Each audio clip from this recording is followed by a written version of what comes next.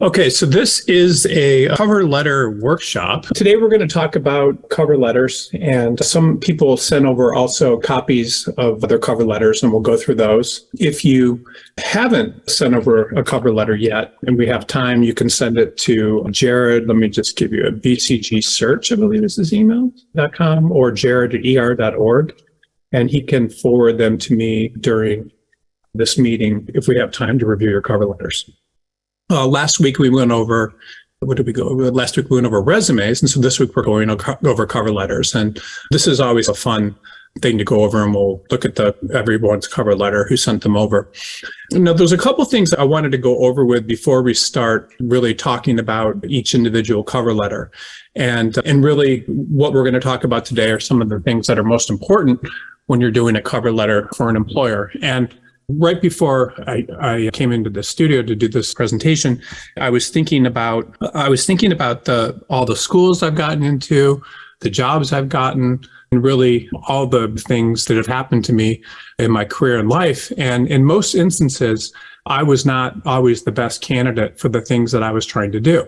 Any college can always admit people that are better than you in terms, at least on paper.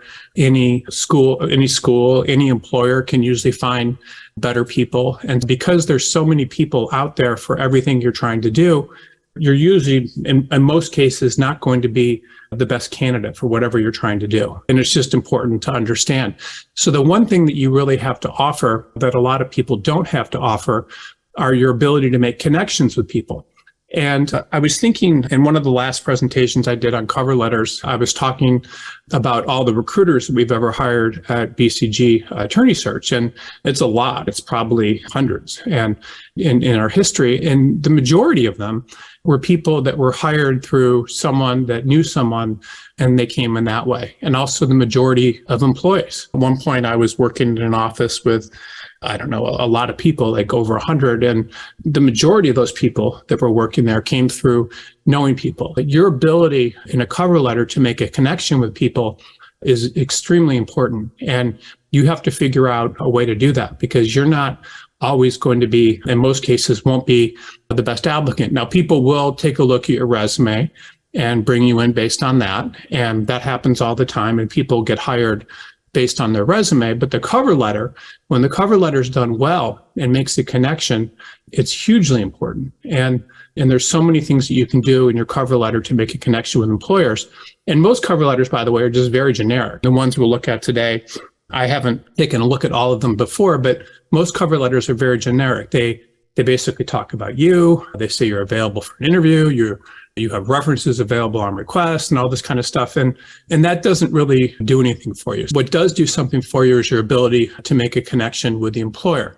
And there are always going to be people better than you. Your experience is not always going to be the best. Your experience is on your resume. But if your cover letter has the ability somehow to connect with your audience, you're going to do much, much better. And how do you do that? Well, you do that by understanding the firm and its people, by understanding the people that are there in the practice area. If people within the firm, if you've read things about them, if you're familiar with the type of work that they do, you're familiar with the type of practice areas. In some cases, even if you've done informational interviews, if you've taken the time to talk to people there and that sort of thing. It's interesting that every time there's like a bad recession, and I think right now there is a bad recession, and I think it's going to get worse. There's so many layoffs happening. It's just very upsetting. This is not a good market, but there's always people in bad markets that are able to consistently get jobs and interviews, and they're able to do consistently. And it's a certain type of person. And typically what these type of people do is they have the ability to get on the phone. And if they had the ability, they would call me, they would call other recruiters, they would call people that they've worked with in the past, and they would use those connections to get. And so in the worst markets of all time, there's always people that regardless of what they can't control it, they get laid off or they lose their jobs because their employer doesn't have the work. And there's certain people that always come out on top. And what those people do is they're able to somehow make a connection and connect their way into jobs. And so they call people, they set up a lot of meetings, they meet with people, and then when they do meet with people, they're able to form these sort of connections, and then they use those connections to turn that stuff into jobs, and it works. I don't know why more people don't do this, but it works quite a bit. There's a famous book, I think it's famous, but it's probably not that famous, and it's called Never Send a Resume or something like that. And that may not be the name of it, but it has a very simple premise to it. And essentially, it may not be called Never Send a Resume. I'm not even sure what the name of the book is, and I don't think it matters. I read it maybe 25 years ago. But the idea of this book is, and what this person said is, it's something that I've heard from a lot of people. I've heard it from speakers that have, if you go to like seminars where they tell attorneys how to get business, and this is a very good way to get a position too, is you're supposed to go, and if you're ever looking for a position or trying to do something, you're supposed to write down like 100 plus people or anybody that you can think of. So you write down 100 plus people that you know, and then you call up those people and you just make contact with them somehow. You don't tell them you're looking for a job or anything, but you start making contact with as many people as you can. And if they ask you about yourself or whatever, you may tell them, I'm looking for a job, or you tell them what you're doing, and you stay in contact with them. And by staying in contact with them, you're getting connections. And then those connections can lead to other connections and so forth. And very few people do this, but it's a secret of people like Bill Clinton, who used to keep a huge he used to write down on 3x11 note cards everybody he met and all these details about them. And he would meet them 20 years later after having met them briefly and still remember them because he would always go through these note cards. And so it's all about connections. This is what politicians do. This is what very good business people do. This is what everyone who's very successful does. And it's your way also to get a position. So you're never going to be the best applicant for every job that you apply to. It's just not going to happen. There are so many applicants for a lot of jobs out there that the employer will hire. Usually they'll bring in to interview the people that they think are the best on paper, but having that connection is very important. So how do you make a connection? And you have to start figuring that out. It's about knowing people there. It's about knowing about the firm. It's about having something in common with the firm, whether it's politics or interest or geography, or that you're a fan of somebody's work there, but you make people feel good about themselves when you're able to make a connection. And people need connection. It's really what everything's about. Law firms and the partners in them get clients based on making connections with people. You can get jobs based on making connections. You can get anything you want, really, if you're able to make connections. I was reading a book the other day, and it was about some woman that had gone to UCLA and then had gotten into the doctorate program in psychology, which was like the most competitive in the country, and had basically not great grades when she was at UCLA, but had done all this work in labs and knew people and so forth, and was able to get into the program based on that, not being the best applicant, but based on connection. And that's really how everything works. I knew a girl that got into Stanford Law School, and she applied on a Monday, or sent her application in on a Monday and got a letter back the following Monday getting accepted. And this is when I was in college, and was very close to a professor who was very close to someone, and she had good grades and other things. But at the same time, that sort of stuff is very rare. The more you're able to make a connection, the better off you're going to be. And you have to ask each cover letter that you write, am I trying to make a connection? And people are tribal animals. They are more comfortable with people that they have connections with. So you can make it as simple as geography, but you should also think about what the firm does, what they're known for, what they're proud of, what they're like. Anything that you can possibly put in your cover letter that's able to make that connection is really going to help you a great deal. And we'll talk about all these rules when we start looking at cover letters today, but you'll see how most cover letters aren't really trying to make that connection. They're more about the person, and anybody can write about themselves. They're more about your ability to give the firm a reason to like you and to trust you compared to all the other applicants they're receiving. And people do read cover letters when they realize that they're not generic, and they don't read generic cover letters. Is a generic cover letter going to hurt you? In most cases, it won't. It generally won't. but it's not going to necessarily help you either. So you need to understand what it is that you can do to make your cover letter less generic. There's just a couple. These are some basic rules that I'll talk about with you real briefly before we start looking at the cover letters, which will be fun, and we'll start that in a few minutes. But your cover letter basically needs to show you can do the job. So there's different types of jobs, by the way. There's jobs that are jobs, and then there's applying to a firm, which is a very effective method to get a job. So if you're looking for a job right now, you'll typically be applying to firms with openings, which are here, firms with openings. And if you're smart, you'll apply to firms without openings, And I'll tell you why in a second. But if the firm has an opening, typically what's happening is the firm is going to describe in its job description what it needs. And that job description may be very specialized, or it may be very open and generic. In most positions that we recruit for at BCG, and most law firm positions, are going to be specialized. And that just means the firm may be looking for someone to do, I saw a job this morning, it was for a plaintiff's product liability attorney for medical devices, meaning suing medical device manufacturers where there's something wrong with them. And that's a very specialized position. And if someone had that kind of experience and they were specialized, they would talk about nothing but that in their cover letter. And a lot of people believe in their cover letter that they should talk about a bunch of different things they've done. So they'll say, I have experience with trademark law and corporate, and I've also done some real estate transactions. Now, there are positions and times when that's okay, but most law firms want to hire people that are specialized in one practice area. The reasons for that are fairly simple. Their clients want to hire specialists, and because their clients want to hire specialists, your ability to do different things doesn't give the firm a ton of confidence. So if you can do one thing, it could be as simple as insurance defense, or it could be insurance defense for truck accidents or motorcycle accidents, or it could be corporate M&A for pharmaceutical companies, or it could just be corporate M&A for mid-cap companies. Whatever your experience is, if you have experience that matches the job description and you can put that in your cover letter, that's going to be very helpful, representing the same types of clients and doing that thing. And in most large law firms, by the way, and most firms in significant markets, meaning when a market gets to be 100,000, 200,000 people, most of the law firms that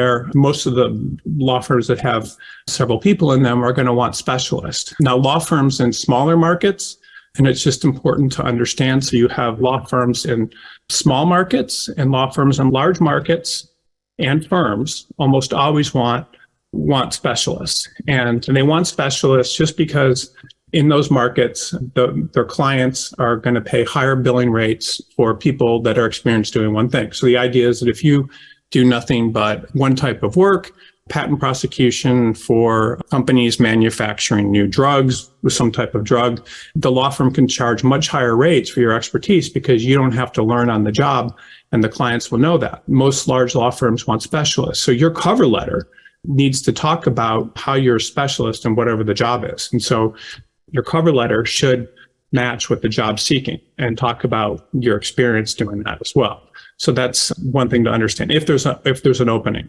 So what we do in all of our submissions to law firms is we'll have right at the beginning of our cover letters that we write when we're representing a candidate, we'll have basically say, this candidate is for this particular job, and this is why they're a good fit for it. And so your cover letter should talk about how you are an expert in that area or whatever that job is. And then you should de-emphasize other things that are not relevant to that. And so is that a lot of work for each cover letter? Yes, it's a lot of work. But making your cover letter more specialized is going to really help you because the law firm's going to see that you're interested in them. They're going to see that you have the right experience, that you read the job, that you understand that. And very few people will do that. And your ability to do that is almost like the first step in applying for a job. Your ability to show that you understand the job and that you're a specialist for will help you. Now, law firms in smaller to mid-sized markets do not have the luxury of may not require specialists. And so they may require, and for example, if you're a corporate attorney in New York City, you may be doing one aspect of M&A for one particular type of company. But if you're a corporate attorney in Wisconsin, in a large city in Wisconsin at a mid-sized firm there, you may do corporate, you may do some securities, you may do like a lot of corporate governance, you may do a lot of different things, and that's okay. So then your cover letter can talk about that. But as a general rule, your cover letter needs to match the type of work that people are doing there and talk about that to the extent you can. And so just realize that if you start talking about all your different types of experience to a large law firm, it's going to turn them off. And if you talk about how you're a specialist in one thing to a smaller law firm, that's going to turn them off too. And what you do, that the firm does, sorry. So you need to talk about that in your cover letter, and you need to be very direct about that and make sure that it's following that experience. And so I will take questions about this too, because I know a lot of people probably will have questions, and you can ask, what if I don't have experience and all that. This is more for experienced positions. Now, firms without openings, typically that's a very powerful way of getting a job, by the way. Most people don't think that they should be applying the most powerful way to firms without openings. And I do this all the time. Over 85%, to get jobs. Over 85% of the placements that I make, 85% of the placements that we make at BCG are with firms that don't necessarily have openings. And it's funny, like if you're one of my candidates, we'll always send you firms that have openings, and we'll send you job orders. We get exclusive jobs that we're the only person using. But we typically are better with targeting firms without openings. And the reason it's so good to target firms without openings is the law firm is just sitting there, and they may have an awesome corporate practice, or they may have an awesome patent practice or litigation, and it doesn't matter. And they're not out there actively having meetings and posting jobs online and talking to recruiters.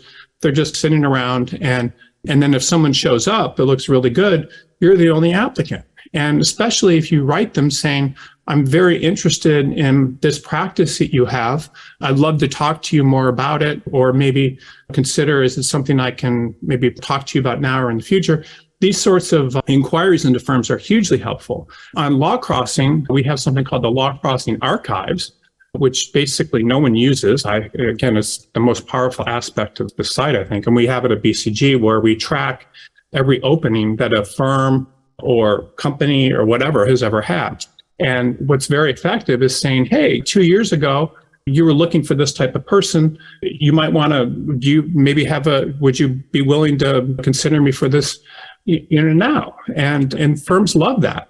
They love it when someone very good comes along. One of the things that's most interesting that we do at BCG, and one of what makes up a lot of these 85% of placements, are when people are interested in relocating to a market. So say you're currently working in San Francisco at a big firm, and you're from, Akron, Ohio, and you want to go home to Akron, where your family is and where you grew up. If you're doing something like that, we will obviously try to help you apply to the jobs there, but we'll also recommend that you apply to pretty much every firm that has your practice area in Akron. So say you're a corporate securities, or maybe you're just general corporate, we'll help you apply to all the firms with good corporate practices there that do the type of work. And people get tons of interviews this way, because the law firms are excited that someone is interested in them, that someone from a big firm is moving back, and lots of interviews, much more, by the way, than if they were applying just to all the firms in San Francisco with openings.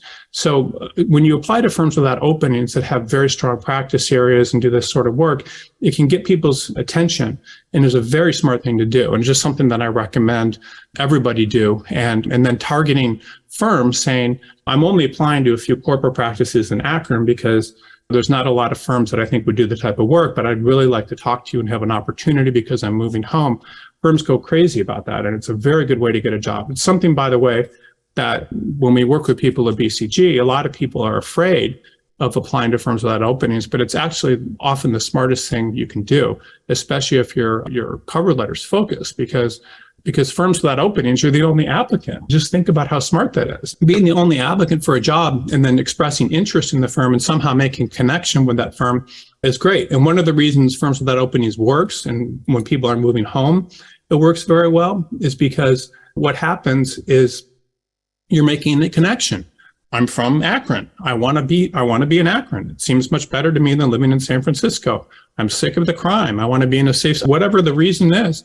You give those reasons and you're making connections. So the most powerful resumes and the most powerful cover letters are making connections. And one of the reasons I think it works so effectively when people apply to firms without openings is because you're not just applying to the firm like hundreds of other people are.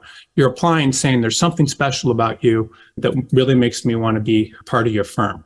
And a lot of times people don't do that with openings, but they do that without openings. And maybe that's why it's more effective. But I really would encourage you to think about that statistic because it's very important for your success in getting a position. Now, there's a couple other things that a cover letter needs to do. And again, we'll come back to these again and again today as we start going through the cover letter.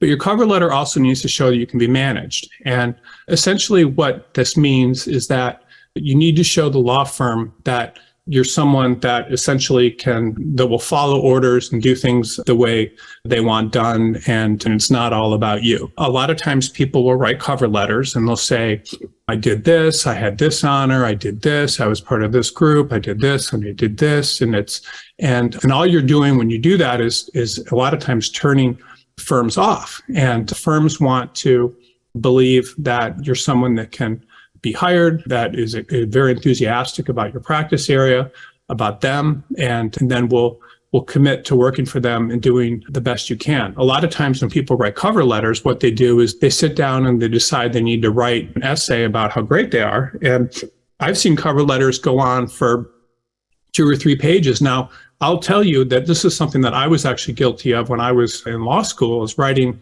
these very long cover letters that talked all about all these things that I'd done and how great I was. And the problem with that is that when you do that, people are like, there's no way that this person's going to stick around, and they're just too into themselves.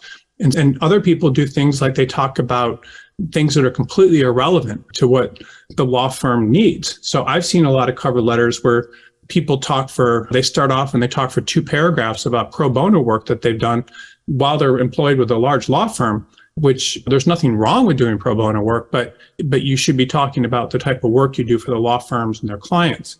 You should talk about activities and organizations that are maybe relevant to what the firm's doing. People may start off their cover letter talking about how they're part of a Republican or Democratic organization and they've been fighting the environment. I don't know, but whatever, or helping drillers, whatever these things that are irrelevant. A lot of times people do that. And what that ends up doing is it puts you on one side of an issue that could scare away an employer. So you want to be very careful about that. You want to think about, what can I do that will make this really like me?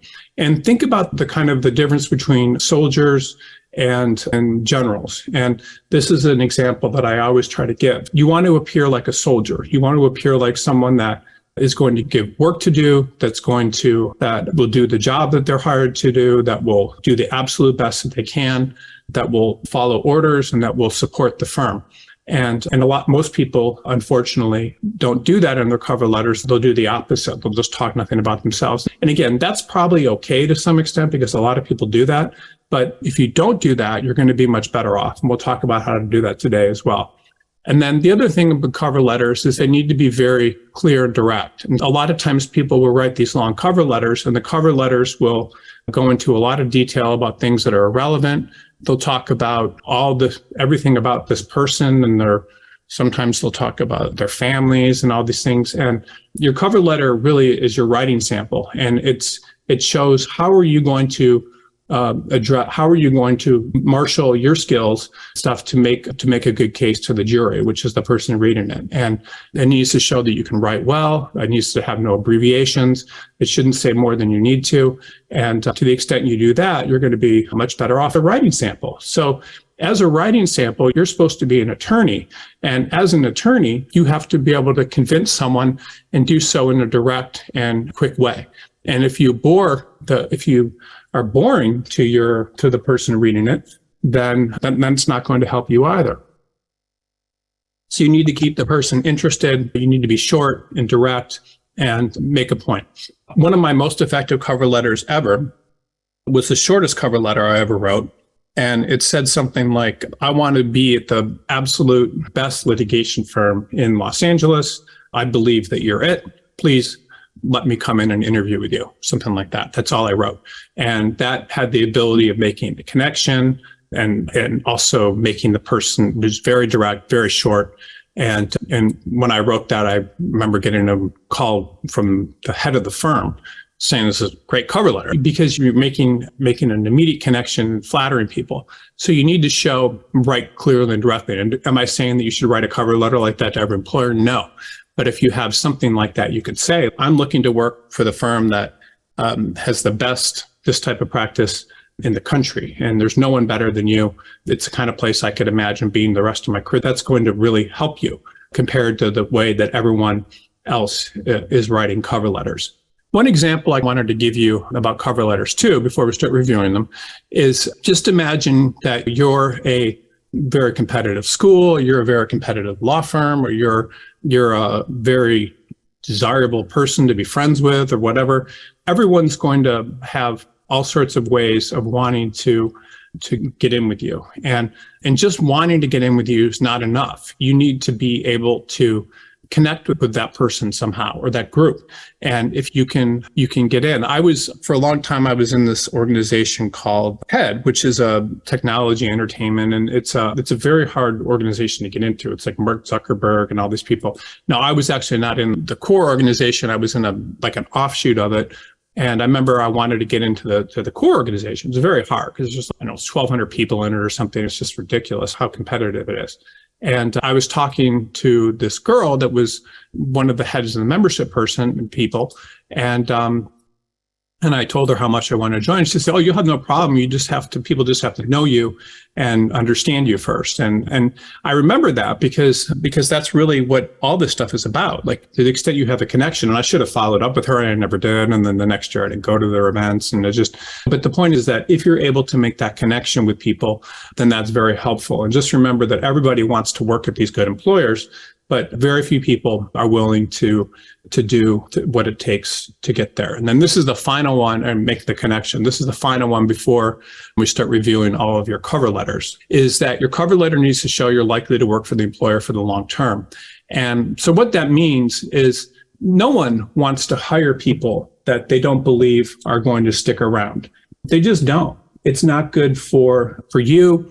It's not good for the employer. It's not good for the people working at the employer.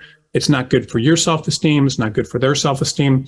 So there's something that always happens during recessions, and it's happening now a lot, is people will start applying for jobs that pay less than they're used to making, that aren't as prestigious, that don't do the same type of work, and start taking these jobs because it's the only thing that they feel like they can get. And that's okay. But then the employers are actually, a lot of them are very smart. So what the employers are doing is they're saying, "Hey, this is great. I'm really impressed. You went to University of Michigan Law School and worked at Weil Gotshal, but we're not interested in you working full time right now. We'll give you a contract position here in Syracuse, New York, as opposed to a full-time position because we don't think you're really going to commit and stick around." And honestly, based on what I've seen, that's probably a pretty smart decision for some of these firms to make. And the reason is because people like that never stick around if it's the only thing they can get. People aren't interested in hiring people that aren't going to stick around. Just because you have really good qualifications and are willing to work at a firm that pays less scares the employer. The employer wants to believe that you're going to stay there and that you belong there. I'll never forget, I was interviewing a long time ago at a very small firm. It was in a beautiful office building in Century City, and it was made up of all these Ivy League law schools, but it was small. It was like 12 attorneys. And I got into this interview, and the first person asked me, "Where else are you interviewing?" And I was like, "I interviewed at Latham & Watkins this morning, and I interviewed at this firm and this firm." And the guy was like, "We're looking for people that want to work at very small 12-person law firms, basically, that aren't concerned about how much money they make and want a collegial atmosphere and are willing." And he was right. The person that said that was absolutely right. I didn't know what I wanted, and they would have made a huge mistake bringing someone like me in. And they wanted a certain type of person that really wanted something like that. And you need to be able to convince people that that's the type of place you want to work. And law firms need to see that. So if you write a letter to a small firm and you say, I'm sick of working in large law firms. I want to work in a place where I know everyone and where I feel like there's a connection and there's a family and where we can accomplish something together and where there's upward mobility. And that's actually going to make a connection much more different than I'm willing to consider working here, but I'm also looking at these other options. And so your cover letter really needs to make the person believe that you're going to stick around for the long term. I think that's also one reason, this is just another quick point, that when people are relocating to a geographic area, but they're from or they have a connection, that it's such a powerful way to get a position. So if you're from Albuquerque, New Mexico, and you're currently working in Chicago and you want to move home, wow, you usually get a very open reception when just applying to firms that are there, because they're going to, wow, this person's coming home, they're going to stick around. And not only that, we have the most attractive commercial litigation practice in Albuquerque for them, and that makes a connection. So employers need to believe that you're going to stick around at the interview and hire you, and they will disqualify you based on you being more qualified for a job than you think you are, unless you have a way to let them know that this is really what you want. And there's a final thing here that I'm just going to touch on before we start looking at these cover letters. And law firms want to believe that you're trying to move up for some reason. And if you can make this connection in a cover letter, you do very well. I always, when I was recruiting, but when I used to write every single cover letter for every single one of my candidates, and the best cover letters and the ones that always got the most interviews were ones where I was positioning the person as somehow this move was likely to be the last move because this firm represented everything that they were trying to do in their career. So an example might be you start off at a firm representing, I don't know, small companies and contract disputes related to, but some type of contract dispute. Then you move to a larger firm that does better. And then you move to a firm that has written a treatise about it and about that type of law, and you really want to do it. And then there's an offshoot of that firm, or there's another firm that is even bigger that has the world's expert in what you're trying to do. And this is where you do anything to try to work with that. And so somehow if you can position yourself as moving up in whatever, moving down to a smaller firm can be moving up, or moving to another market where you're from, or where you have a connection, or where there's some reason for you to be there. But there has to be some sort of way that the law firm believes that you moving to that firm is going to fit, is a place where you're likely to stay. Bad law firms, and again, there's lots of bad law firms, but in terms of their hiring decisions, bad law firms make hiring decisions by hiring people that are just taking that job just for the sake of taking it, and not because they want to be there. So I remember not too long ago, I was recruiting for this firm in Los Angeles that was looking to hire corporate people. And it was a very well-respected mid-sized firm, and there's probably 30 or 40 well-respected mid-sized firms with corporate practices in LA. And they wanted to hire someone to work there, and they had a very good pitch of reasons that people should work there. And they had their choice of people to hire. The people that I thought were the best for them were people that were going to be from mid-sized firms with very good qualifications that would consider them a better firm, or smaller firms that wanted to be at that firm, and that would be the best thing that could ever happen to them. And then, of course, there would be people at large law firms that have had it with big firms who wanted to work at mid-sized firms and stay there and get the benefits of partnership and so forth. This firm made the mistake, and it was interesting to watch, of trying to hire the absolute best person they could with the best qualifications from the largest firms.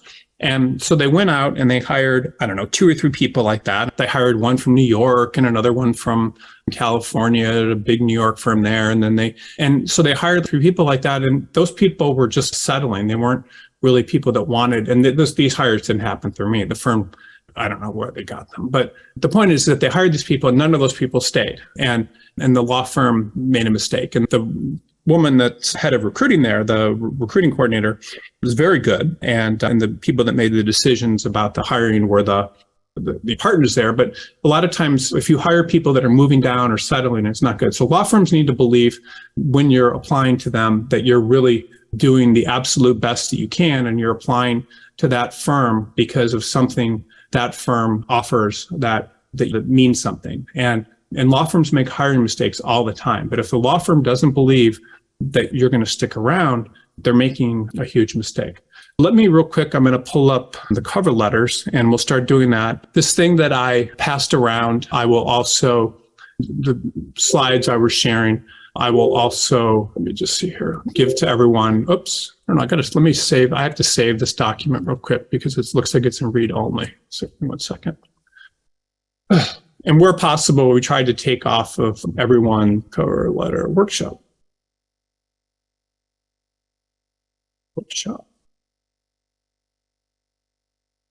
Cover letter.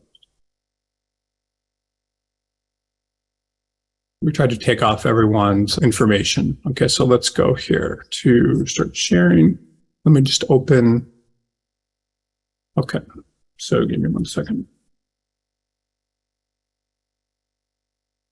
Okay, so this is the first cover letter. I'm assuming this name's made up, but I'm going to take all this off here, right here. And I'm assuming this is all made up, so I wouldn't take this too seriously, but I'll take that.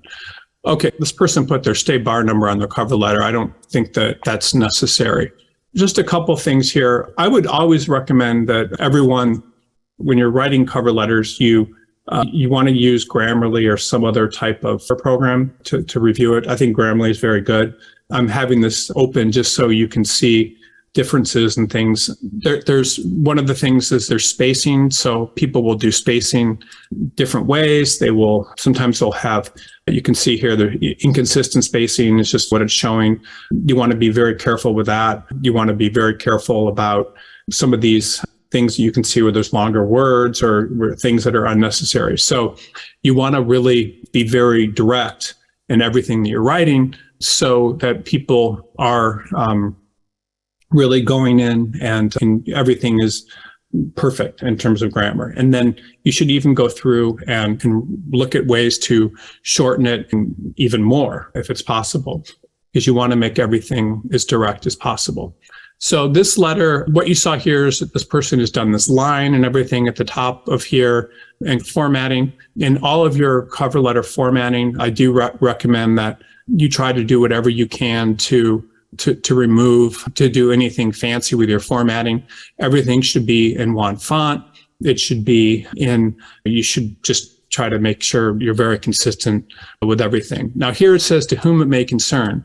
It's important for every position that you're applying to that you try to get a contact person. You want to get a contact person wherever possible. Typically, if you don't have a contact person, then there's other stuff that you can do. But having a contact person is important because then it's going to go to someone. And if it's going to someone, then that's good. Now, there's a couple of secrets, actually, that are important. There's a guy named Wayne Starr, and Wayne Starr is no longer alive, but he was a graduate of Yale Law School and started this business where he would help executives mass mail their resume essentially to companies. And he always recommended that and this is a funny thing, and it's not necessarily relevant here, but he always recommended that you find the highest ranking person, whether it's a CEO or whoever inside of the company, and mail to them. Because if you mail to them, then it's going to go to, that person's going to have a good staff, and they're going to route it from that person to whoever needs to see it, and it's going to be coming from the CEO, and it's likely to get attention. So you don't need to do that. Obviously, you don't want to write the governor or something for the Supreme Court of California or the head justice, but you typically want to try to get some sort of contact person for whatever you're sending. Now, if you don't have a contact person, you can get one. So you can call up and you can ask, who's a good person to send this to?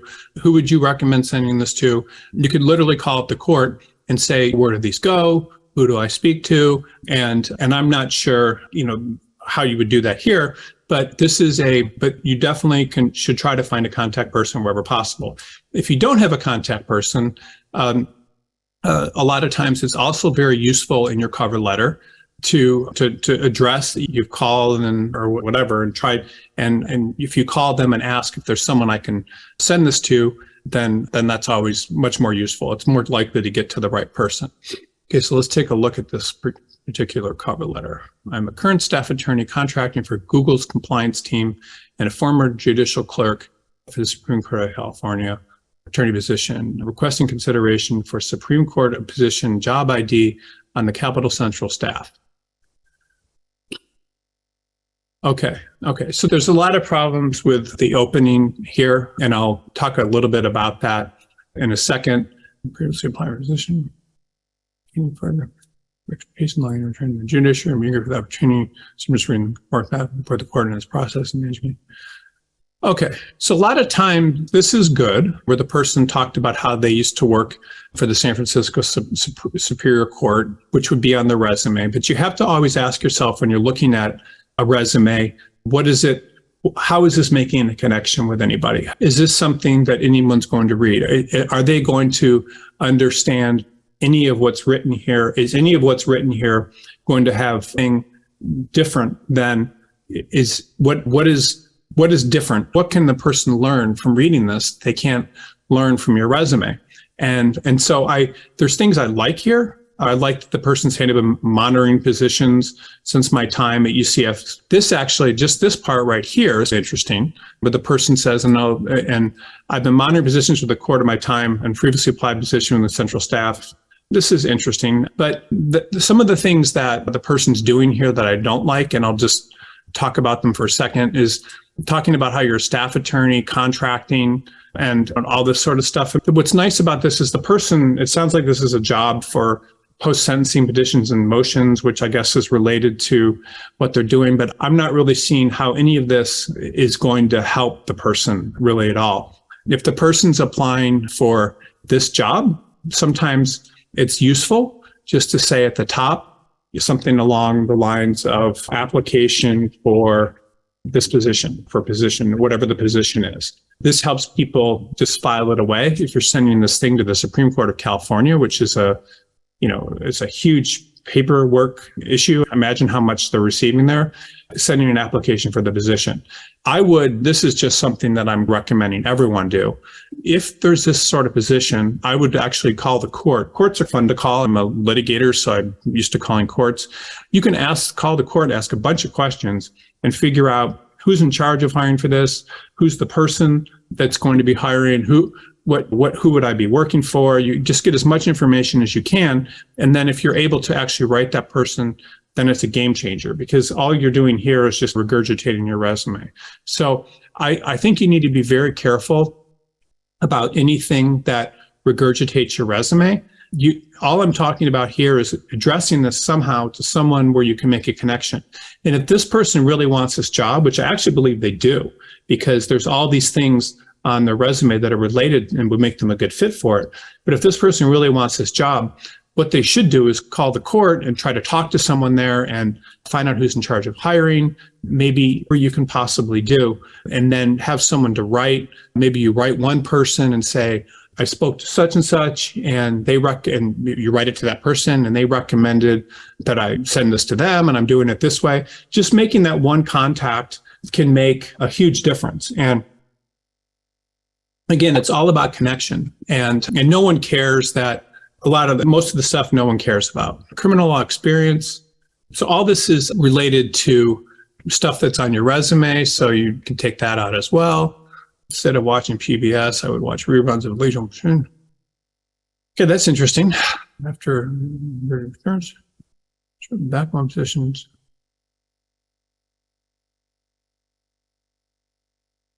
Okay, so all this is interesting, but it should, again, come through on your resume. And the problem with all this is I like this information that the person's put in here because I think it makes them sound interesting. But the problem is it's taking too long to make a connection, and it's saying a lot. And I actually think this person would probably be good for this. So I spoke with current attorney for the criminal court staff, and she confirmed both the workload the captain expecting and the collegial club where I'm eagerly equipped. So something along this line right here, this is actually very good. So this introduction here, name a person, make a connection, and just move on from there. And this is really long. Take out this person's name, even though it's probably a friend. So something that makes a quick connection. We've read criminal court. Okay, this is all the stuff that the person did before. And again, even though this information sounds important, It really isn't. Yeah. It's just all a lot of stuff, and it's very difficult to read. Something along this line, all this stuff that I've crossed out for the most part should really talked about on the resume. And then playing this up where the person talked to Ann Scott and why you would be a good fit for it. And then a couple lines, all the stuff should be just a couple lines about all of this. And that's it. And then all this stuff, I like this about the person talking about how they can address the court's needs. Again, the big thing here, I do like this cover letter. I like a lot of things about it, but it's too long. All of this stuff could be summarized in 1 or 2 lines. You find out a person to address it to. You say, I've spoken with the attorney Ann Scott and expressed my interest to her. I would very much like to come in and talk to you. Working in this sort of thing has been my dream since and that's fine. And I believe that would be able to contribute very well. And that's it. But not collegial, supportive of, it's just, you have to really, everything needs to be more about what you can do for the employer and less about you. And so here you're talking about how this meets my needs and everything. And this really should be much shorter and not really go into as much detail as it's doing right here. So let me stop this just for a second and make sure I'm pulling up all the letters, because this is only one letter. Let me just see here. There's a bunch of them coming through. Cover letter. Oh, wow. There's a ton of them. Let me just, I don't know why there's so many of them here. Give me 1 second.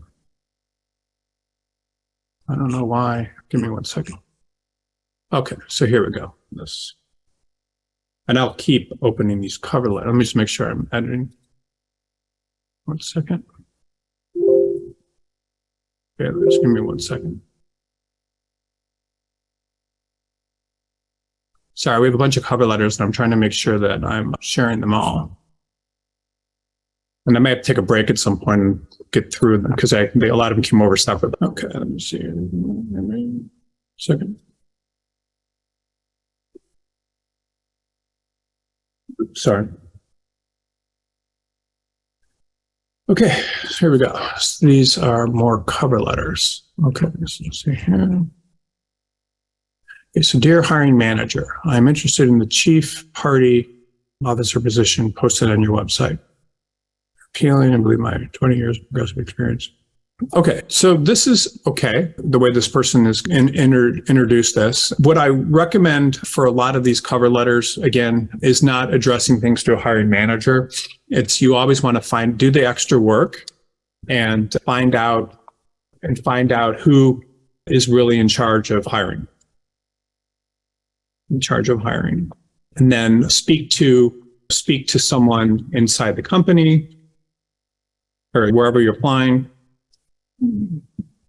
the company, and mention their name.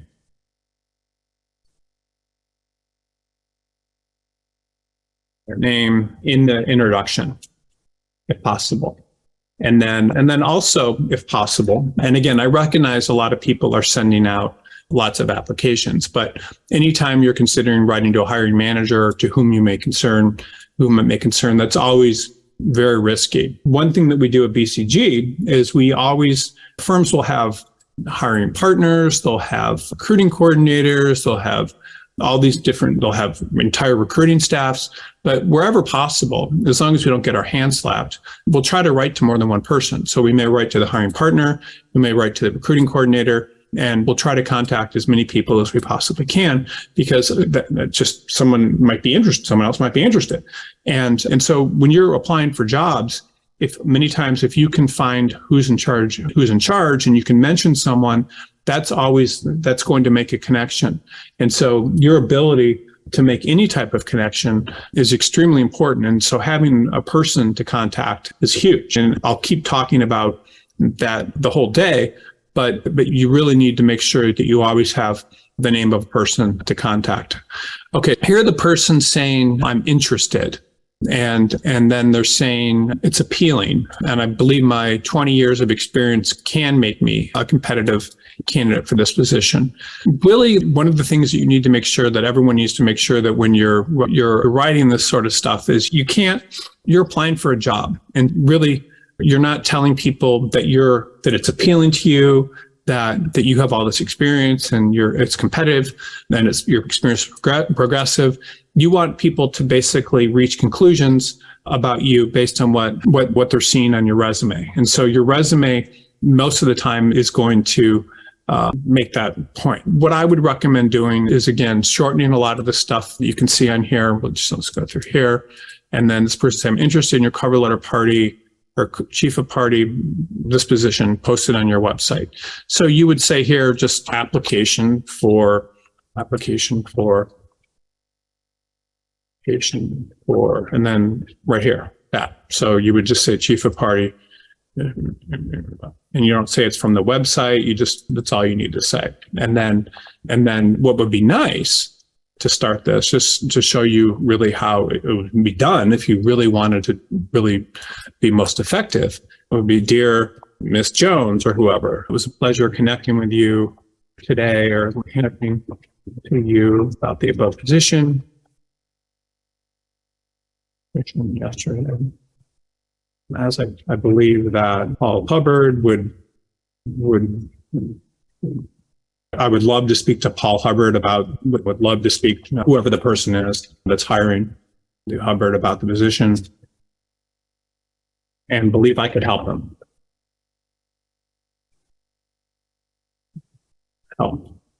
Something along those lines. So if you do something like that, and again, this is an ideal cover letter, and not every cover letter is going to be like that, but if you really do want the job, then you would, and again, you go through and make all these grammarly corrections and so forth. But this Miss Jones, who might be Paul Hubbard's secretary or something, is going to enjoy and appreciate you having made that connection. And she's going to walk in to Mr. Hubbard's office with your resume and say, this is a nice person that called, and it's going to make a huge difference. It will make a difference out of hundreds of applications that they may receive from other people interested in the same job that they have no reason to bring in. And all of a sudden, if you're able to make a connection, it's very important. So I can't emphasize the ability to make a connection enough, but often these descriptions, if there's just a job posted on a website, are very helpful. And it's even more with smaller employers. With large employers, this sounds like a very serious, big-time job here, but to the extent with smaller employers, that can help. So let's see, I was legal services director, responsible. Okay, that sounds good. Okay, so this is all on the resume, and it sounds like it's related to the job. Okay.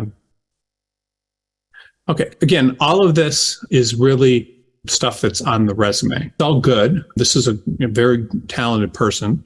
And this is, again, sounds like it's related to the job. So I'm not saying there's anything wrong with it, but all of this information could be very helpful to just have on the resume instead. And again, I hate crossing a lot of this out, but the problem here is that it's just going into, it's stuff that should be on the resume for the most part. So you need to figure out a way to really talk about all of this on the resume. And then this person was a partner at a large international law firm as well, which will make the person also look very good. So this is very well written too, by the way. You can see here that we have Grammarly open. There's hardly any things that are being flagged. This is a very good attorney who's writing this, and probably an exceptional attorney, to be honest with you, and would be very good for this position. The problem with all of this is there's just too much going on, and a lot of people aren't going to read it. And if the point of a cover letter is to make a connection, then you need to figure out how to do it. Now, what this cover letter does well is, I don't even know what the heck this job is, but it sounds Central Asia. This person's got all these connections to Central Asia. They will get this job, I would imagine, if they or at least be looked at very seriously. But the problem with this cover letter is everything that the person's doing on here is really just regurgitating their experience that's on their resume, and everything that's on there is not necessarily going to get anybody's attention, because every resume and every cover letter that people get are going to do something very similar to this. The best use of this person's cover letter, to be honest with you, would just be if there's some way to make a connection with people. This job will have some sort of person that's behind it or people. It will have some sort of organization that's behind it. It will have the person will, and hopefully in all of these different positions that the person's had, will have some way to make a connection and some way to really make the point that this person's good. It would, you could say, I've spent my entire career, spent the majority of my career doing this exact sort of work that Mr. Hubbard could use, or whatever, Mr. Hubbard and his team do. Very interested in. It would be an honor, something along those lines, and it would very much match just some sort of way to make a connection. If this is all the person sees and believe and cannot think of somewhere, I would something along those lines. The way this person is currently written, and they have the right to write this way, by the way, because this person is a very talented attorney with very good experience. But the way it's currently written is more, I'm an expert, I'm great, you should bring me in and hire me. And that's okay. But that to some extent, depending on whatever the job is, may make the person more just people won't pay attention to it in the same way. And it could even be intimidating. To the extent you can, the idea here, the biggest suggestion would be signature would be to make a connection and make it shorter. And again, when I talk about connection, the reason connection is so important is because when you make a connection, that's how everything works. Everything works based on connecting and making people like you. And if people don't like you or there's no connection, then they can be mean or whatever. So if I have a law firm reject someone, like to reject one of my candidates, I have a couple of ways to handle it. One way I can do it and deal with it is I can just say, okay, and write down that the person was rejected by the firm, or I can call the firm up. And I could say, well, person's this, and this, and why don't you, and how are you doing and what's going on? And I would say not 50% of the time, but if I'm able to make a better case, 25 to 30% of the time, once I get on the phone and make a connection, the person might get an interview. So this kind of connection is really what everything's about. All of this information here, by the way, should be on the person's resume, or if the resume is too long to put all this, they can put it in an attachment or something along those lines, or presentations. This is almost an academic resume, but this connection is hugely important. So how do you make a connection? How do you make people like you? How do you find people, and how do you do things that are making people like you, as opposed to just the way everyone else is doing things? And again, a shorter cover letter is going to get read, and saying you move in the same circles or know the same people or something along those lines is going to really help you, as opposed to just regurgitating all the stuff. And again, this is how 90% of cover letters read. And again, it's okay. But at the same time, any type of connection you make is going to be very important. Okay, so let's see here. Same thing, to whom it may concern.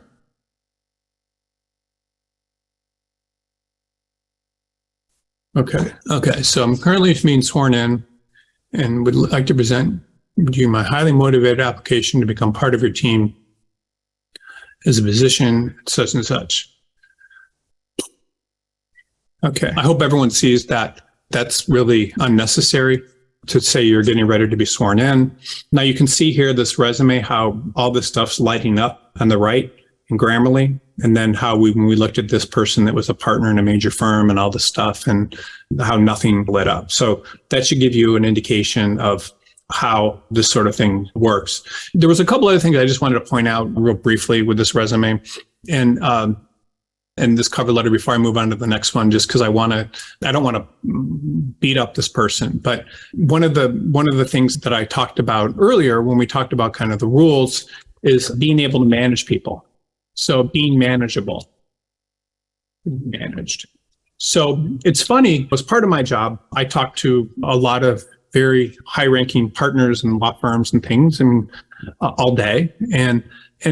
But they're not the kind of people that you would expect. They're not as a younger attorney, I would have looked up to them and everything, but they're really people that are able to be managed. They do what the firm says. They may fight about compensation and stuff, but they may be angry about things. But for the most part, they're people that are working for other people, which is their firm, and they need to follow directions and play by the party line. And it's no different than being in any other type of job. It's being a partner's arguably you're more accountable than not being a partner, but you need to be able to be managed. So the problem with this person, and this is all good, but they supervised over 100 procurements. They did all this stuff. They managed all these people, and that's all good. But what if this position is just someone to do work? You have to be very careful.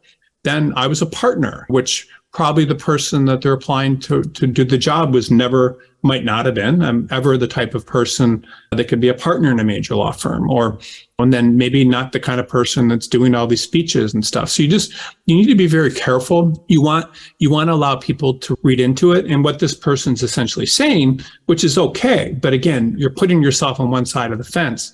They're saying that I'm a leader. I'm interested in this. I'm a competitive candidate. It's appealing to me. And so you need to be very careful. So you're going to get a lot more with realizing that if you emphasize connection and then you show you can be managed, would be very helpful. And because no one wants to hire people that can't be managed. And just to give you, I don't want to go too far into this and down this long rabbit hole, but most employers, and I'm sure every place that you've ever worked, everyone that's on this resume call today or this cover letter, you've watched people that in that company or in your law firms and government offices that can't be managed. And all employers are doing every day is they're pushing people out that won't be managed. And there's always going to be people that are upset that can't be managed. And so you just need to be very careful. Like, what are you saying? How is your resume communicating your ability to be managed? Now, this person obviously is a leader, and maybe they're applying for chief of party. So this is the leader. But you just need to be very careful about if you're applying for chief of party. I'm very cognizant of the need to follow the whatever the central I don't know, but just something that shows that whoever hires you, you're not going to be a threat. You're going to do what they tell you, and you're going to be able to follow directions. No one likes Trump, or not no one, but a lot of people don't like Trump, and other people love him. But the point is that when he was doing these shows like The Apprentice, I didn't watch it very often, but every time I watched it, it was the people that were always not doing things, were the people that are getting fired or asked off his shows, were the people that weren't able to be managed a lot of times. And it's like that in pretty much every competitive environment that there is. People that can't get managed get pushed out, and those that can stick around. So your resume your cover letter needs to show you can be managed. Again, to whom it may concern means that you're not concerned about finding out anything you can about the employer. And this may just be a generic statement on this particular person's cover letter, and this may not be how they would write it. But again, finding something out about the employer before you apply, finding out as much information as you can, and what is the reason that this person should be interested in you. They're getting applications from people that are preparing to be sworn in and have experience all day, every day. And so when you're writing a cover letter like this, you're not showing people anything other than the fact that you're just applying for a job. And so it's not helping you. There's nothing here that's helping you. And again, there's no reason to put anything in that's not helping you. And you can see here, company, law firm, this person doesn't even know what they want. Okay. Due to my passion and intellectual curiosity in how businesses operate and maintain their competitiveness, I decided to move to Portugal to France.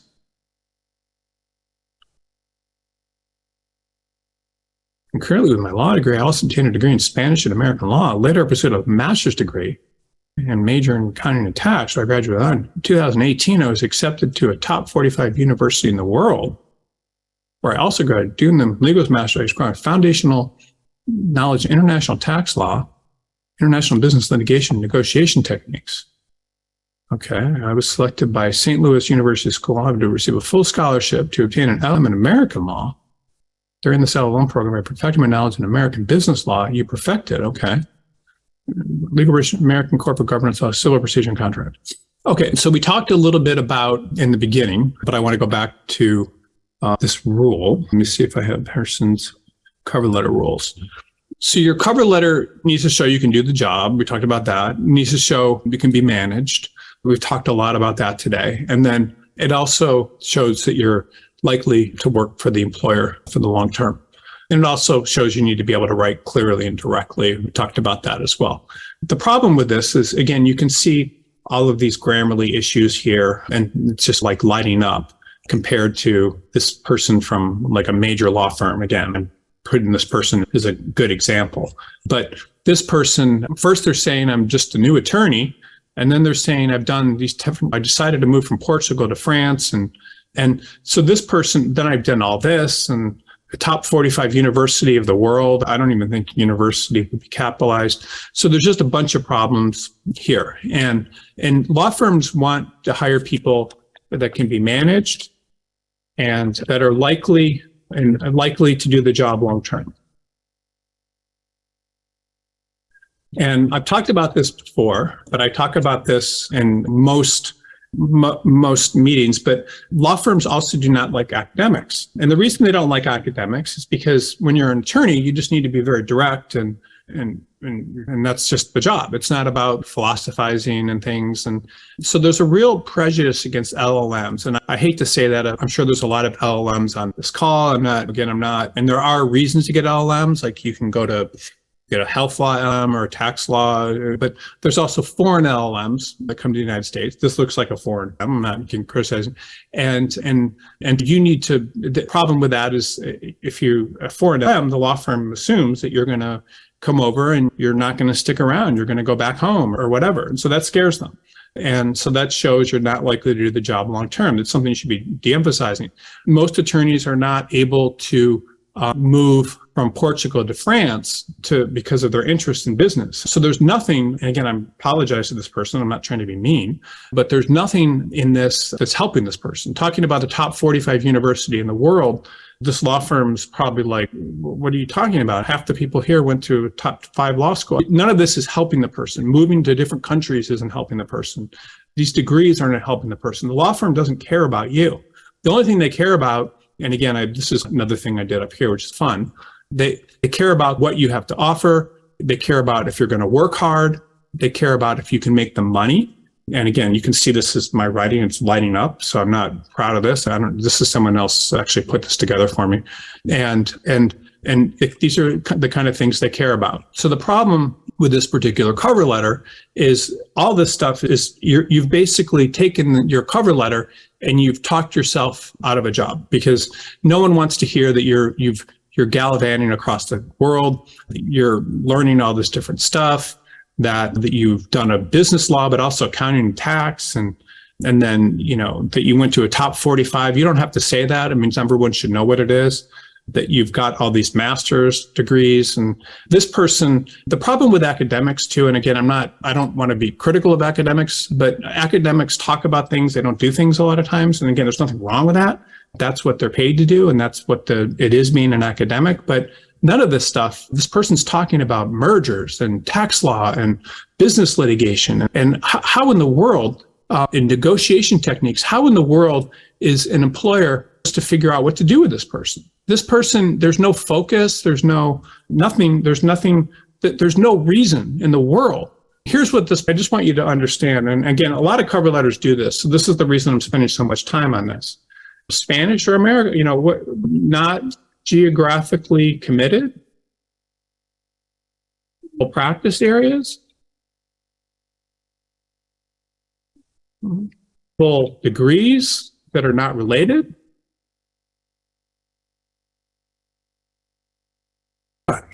litigation, tax, corporate. And again, I'm going to get into a little bit more here, but non-productive interest, full degrees. Apparently no need to work, because there's just all this money is coming from stuff. Apparently no need to work. No idea what the person's interested in.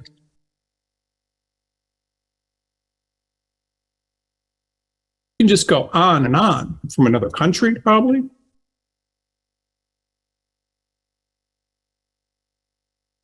So these are all major problems. And all the person's doing in this introduction here is just basically talking about corporate governance, civil procedure, and contracts. I mean, there's so much going on here. In this introduction, this person's done everything they possibly can, unfortunately, to talk themselves out of a job. Again, this is very common, what I'm seeing here. A lot of people do that. I don't think that this person ever perfected their knowledge in American business law. I think that would be insane to say. I think you have all sorts of issues with, you can see all the Grammarly problems, there's writing problems, there's just a lot going on here and problems. And there's no way that anybody is going to take a look at this person and say, can I make money off of this person? Conclusion would be, and again, you should look at every cover letter this way, is you're asking someone to pay you money so you can make money, so they can make money.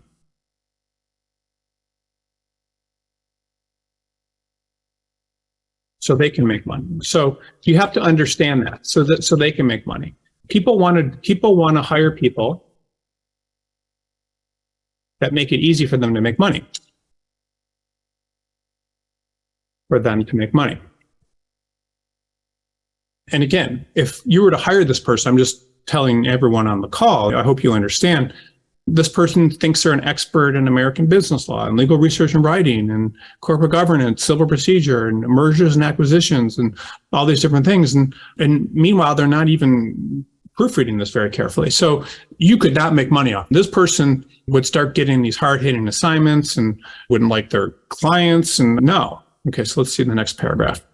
For the past few years, I took every single school break, internationally reputable companies. Okay, so right here, the person's saying that it's important for them to work for an international reputable company, which again, when you're a lawyer, you're just doing the work that comes in the door. And I also work for ranked in the Legal 500. No one cares about that. You don't have to mention that. Again, this is all about the person. Here are drafted documents for mergers and acquisitions. Okay, blah, blah, blah. In the United States, I was a legal expert in enterprise holding.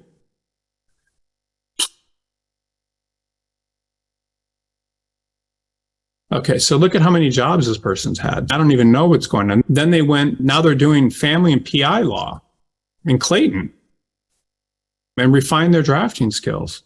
So again, the problem here is there's too much going on. And I'll explain to you how to, and here they talk about autonomy. That's not good.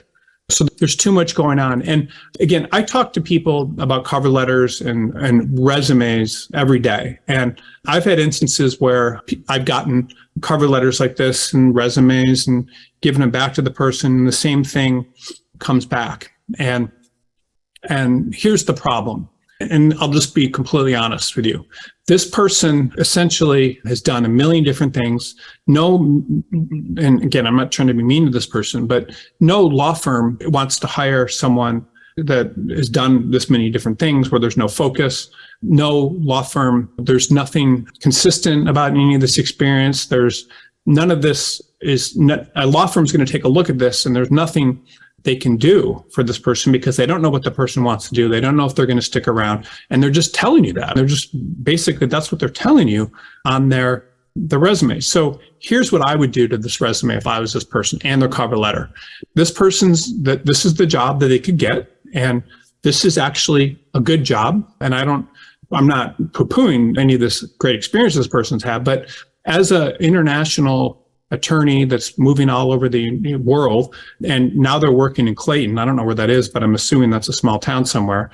They're working as a family law attorney and PI, and it should be, you don't say PI, you would say personal injury. That's another thing, is you never want to do things like this. You just say personal injury law firm in Clayton, where I refine my drafting skills, where I would say I've drafted legal memos. You wouldn't say you refined it. You would say drafted legal memos in response to opposing party, client drafted TROs. Okay, yeah, this is great. So this person has worked as a family law personal injury attorney, and that's great. That's perfectly fine. And that, as a foreign attorney working in the United States without any reason, I'm not trying to be mean, but it's very difficult as a foreign attorney to get jobs in the US. So this particular person has done a lot of stuff. And this particular job is actually interesting because this is the type of job, and again, I'm I'm telling you this based on 25 plus years of experience. It's very difficult for anyone with all these different kinds of experiences to get a job because this person is an academic and has basically worked for all these important employers. But the only person that's given them a consistent job, which has been for, it looks like 6 months in the US doing legal related work, is a personal injury and family law firm. So this is really what the person should be doing. They should be promoting their most recent skill and going from there and looking like they want to do that. They have to get someone to take a chance on them. No one's going to take a chance on someone that has 10 different degrees and all that. And no one cares that you knowledge of all these different laws. No one cares that you were a volunteer in Egypt. None of this stuff matters. So I'm very glad to be looking at this resume, but this cover letter, because there's just so many issues with it. No one cares you were a volunteer. Employers looking at it and wants to know, can this person help me make money? And unfortunately, the only thing that comes out, how do we make money? You make money is here when the person's been working for a family and personal injury law firm. That's really what the person needs to emphasize. And then I'm hoping Clayton is a suburb of New York, because you need to, or it's not a suburb, but a small town in New York, because otherwise people are going to wonder what this person's doing. So sometimes in your cover letters, you need to dumb things down. And I'm telling this person, the only way that this person is going to get a position is if they're able to really come at things from what they're doing and they want to do it. So I want to be a family law attorney. I want to do that. All these international things and stuff are not going to help the person because there's just too much going on. Your resume, your cover letter needs to be focused. People need to look at your resume or your cover letter. You need to look at your cover letter and say, what does this person do? Can we make money? Will they stick around?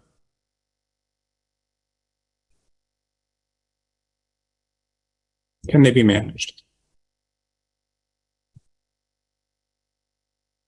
And so these are all, sometimes the more you say, the more it looks like you're not going to stick around or you can't be managed. And then all of these typos and things are a huge problem. Okay, let's look at the next one. And just so Jared, I think at er.org, if there's more resumes or anything else, anybody has more resumes. Okay, so your Gibson Dunn recruiting team.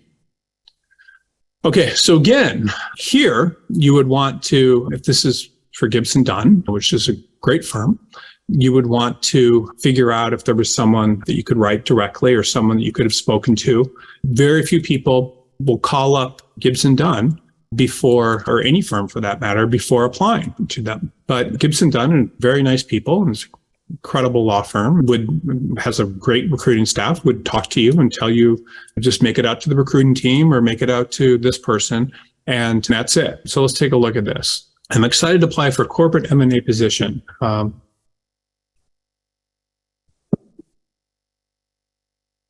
Okay, so this is not good. Next phase of my career suggests that this is all about what you're trying to accomplish, and no one needs, and let's be honest, Gibson Dunn is one of the best law firms in the world. Saying that they're focused and so forth, you don't need to go into that detail. Knows what an awesome law firm Gibson Dunn is. And someone like Gibson Dunn, by the way, like you can see this is a pronoun problem. So Gibson Dunn, and someone's going to read this, and I'm just going to be completely honest with you, these are exceptional attorneys at Gibson Dunn. Whoever reads this is going to read this, and all of these little issues and things that I'm seeing, like lack of comma, and are going to just pop off the screen to whoever is looking at this. And so you have to be very careful with all this. Now, this person is also an LM, it looks like. So when someone's an M, law firms are going to ask for anything that makes it look like you may not stick around,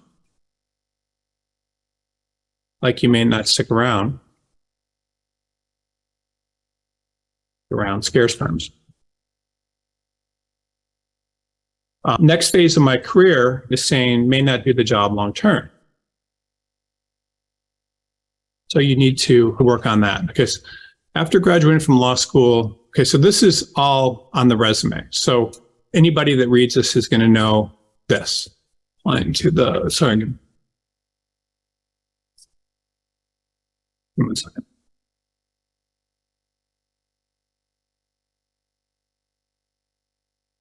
Corporate name, private equity position. Okay, and that would pretty much, and then you would address it to hopefully the San Francisco office.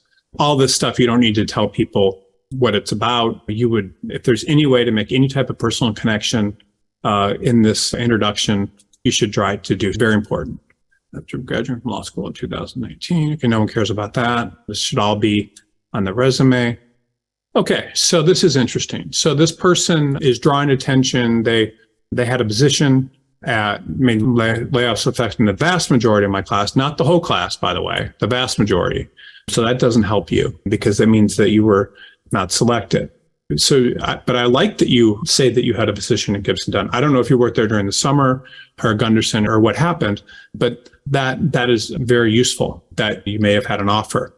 So I'm going to talk a little bit about what this person should do in a minute, because a lot of people are getting laid off or their jobs aren't starting. So we'll talk about that. I was initially drawn to Gibson Dunn first due to its, you wouldn't again use all this grammarly stuff. Scratch this enough. Okay, no one cares why you're drawn to them. None of this is helping you. You also had another job before that. Okay, same thing here. So most of the stuff is on the person's resume, and then you're basically telling the person everything about your resume in this cover letter. And so that's not that helpful. So here's what you have to ask yourself what people would like to hear from anyone applying to a position. So a firm like Gibson Dunn, by the way, this particular job, I'm estimating will receive hundreds of applications. So hundreds, and they can select the best person for it. And for them, I'm being completely honest, selecting someone from London without any specific skills that wasn't chosen to work at Gunderson is not going to be their best choice. So how do you get around that? How do you look like the best choice? So it's actually kind of, it's an interesting look like the best choice. So it's actually interesting. In Los Angeles, Quinn Emanuel was actually one of the first law firms, and this is before the big corporate booms and stuff I'm talking about, like in the 1990s, to hire LLMs. And each year, Harvard would graduate all these LLMs, and most of them, I think they would always select 2 from all these countries around the world, and 2 LLMs, and none of them, the majority of them would not, almost all of them would not get hired. So I remember in the mid-90s, I think, I just remember back hearing the statistics, maybe 2 people would get jobs in the US that came over to get LLMs at Harvard. And those 2 people were hired at Quinn. So it was actually very difficult to get a full-time LLM degree. So what was Quinn doing hiring these LLMs from Harvard? And then it started hiring more and more. The reason I like them is because the people had no other options. So they could hire very good people. But those people, again, I'm not saying this in a negative way. I'm saying the people were not going to pick up and leave after getting sponsored for visas and everything. The people were actually very happy to work there and would work hard and so forth, and were excited to be in the US and were very good attorneys. And so that's why they would hire them. So anyone that's got an LLM from a foreign country, you need to make it seem like it's my dream to work here and commit to a firm. I will stay and work like crazy. Whatever. You have to look more motivated than anyone else out there. You have to be like, I will pay it forward and whatever. You have to look like it's going to be like the best thing that ever happened to you if that person hires you, because otherwise they're just going to hire someone that is in the US, wouldn't you? That's got a JD, that's not likely to leave, that's not likely to go back to their home country, that didn't get laid off, that all those sorts of things. You have to look like the absolute best choice and someone that really wants the job, especially because that's the only thing you have to offer. Then you need to do whatever you possibly can to make some sort of connection with the firm. So do whatever you can to make a connection. And I don't know what that is, but you need to figure out something. So what's important to understand too for everyone is that every job that you're applying for, there are lots of applications. When we have a job at BCG that we're recruiting for, if say it's a firm calls us up and they're like, we're going to use you exclusively to find this, we'll have a lot of people that we could send the job to. And the people that we want to send the job to are the people that are most engaged in their search and approving firms and that really want a job, and the people that aren't engaged. And so you have to look like the absolute best choice to people, and people need to think like, why would I hire this person? And the only way you can stick out if you have things going against you is to look like the most motivated person out there that knows what you want to do. So this person is coming from a company, not necessarily a law firm. They've got an LM, but they were able to get a job at Gunderson, which is an extremely good firm. So this person should really be, to the extent they can. And again, this is a good cover letter. I don't have any problems, the majority of this cover letter, but at the same time, it's not making a connection and it's not making it look like the person is going to work very hard. I've had people, it's very rare, by the way, and it's so rare that I remember every time it's happened. I've had people write me and be like, or call me and be like, I'm calling you because, and again, every time I do one of these on the call, people will call me and do this. It's just not, they'll call and they'll basically say, I'm calling you because I've always wanted to work for you, and can I please interview with you or something? The answer is yes, of course you can. Or something that makes a connection, or they walk into your office and they'd be like, I really want you to have my resume. Or they make some sort of connection with you and they have to, or they flatter you and they make you feel good. So you have to sometimes give up your power to get people to look like the best choice. And this particular person, there's so many problems because they're a foreign LM, they're essentially laid off, they haven't worked in a law firm. You have to figure out what you're going to offer that a U.S. attorney is not going to offer. And the only thing that someone can offer is the ability to work harder, to be more committed, to have a connection with someone there so they trust you.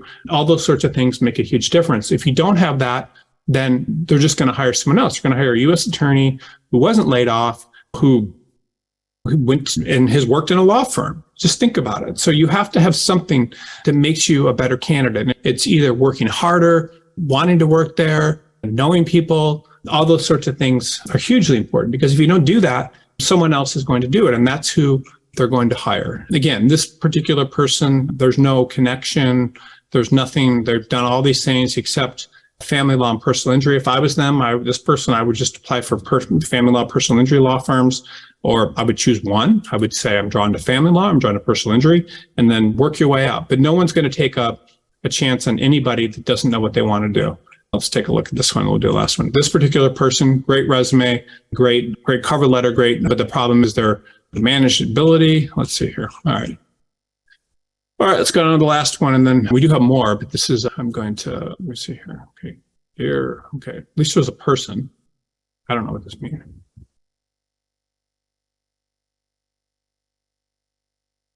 Okay, so no one cares about this. So these are, it sounds like, I don't know what this is. Their mission to provide sound and efficient results for their clients and stakeholders. Realistically, this might be what it says on their website. Ballard Spahr is a great firm, but all law firms have mission statements and so forth. And I bet if you ask 200 attorneys, including partners at any law firm, not just Ballard Spahr, what their mission is, they wouldn't know. So that is really not something anybody's going to care about. In an area of law. Okay, so again, this person needs to talk about what they do. If it's already addressed to Ballard Spahr, then there's no reason to say, I'm applying to Ballard Spahr or I'm interested. You can do that, what this person's done, but it's obviously a given. So again, I would say the good way to do this would be I called and spoke to them. I'm very excited they told me about you're hiring a first-year associate, whatever. What is your connection? Why should they take a chance on you or whatever? And again, I don't want people to think that the cover letter is like the be-all, end-all of any of this, because essentially what Ballard Spahr is going to do is they're going to look at this resume, the person's resume, and they're going to say to themselves, is this the best we got? Or does this look like it would be smart for us to bring this person in. And a couple people might be involved in the decision, and that would be it. But they're basically asking all those sorts of questions. So anything that you can do to make a real connection with this firm is going to help you. And I would recommend calling, speaking to someone, if you can. I'm not trying to get Ballard's Bar mad at me for saying this, but I would recommend calling, speaking with someone, and then maybe even sending it to them right after the phone call or something, just to get their attention. That's going to help you more than doing this. And again, these law firms get hundreds of applications. In most cases, the best way to get in is when someone trusts you or there's some sort of connection. Let's see here.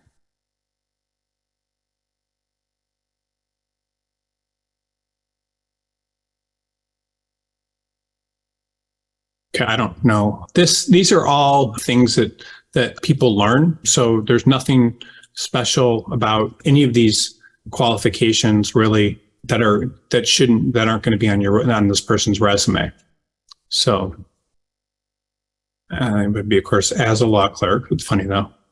Actively engaged in providing and supported my supervising attorneys on the status of the caseload. Pathos? I don't even know. Pathos, ethos, and logos. Okay, valuable. Okay, so none of this stuff helps either. And then being confident in your skill set, which I guess is 2 words, will serve as an asset to your firm and are consistent with the requirements of the candidate your office seeks.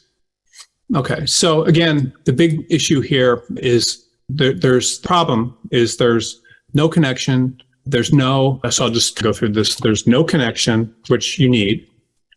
No connection, nothing showing the person's likely to stick around.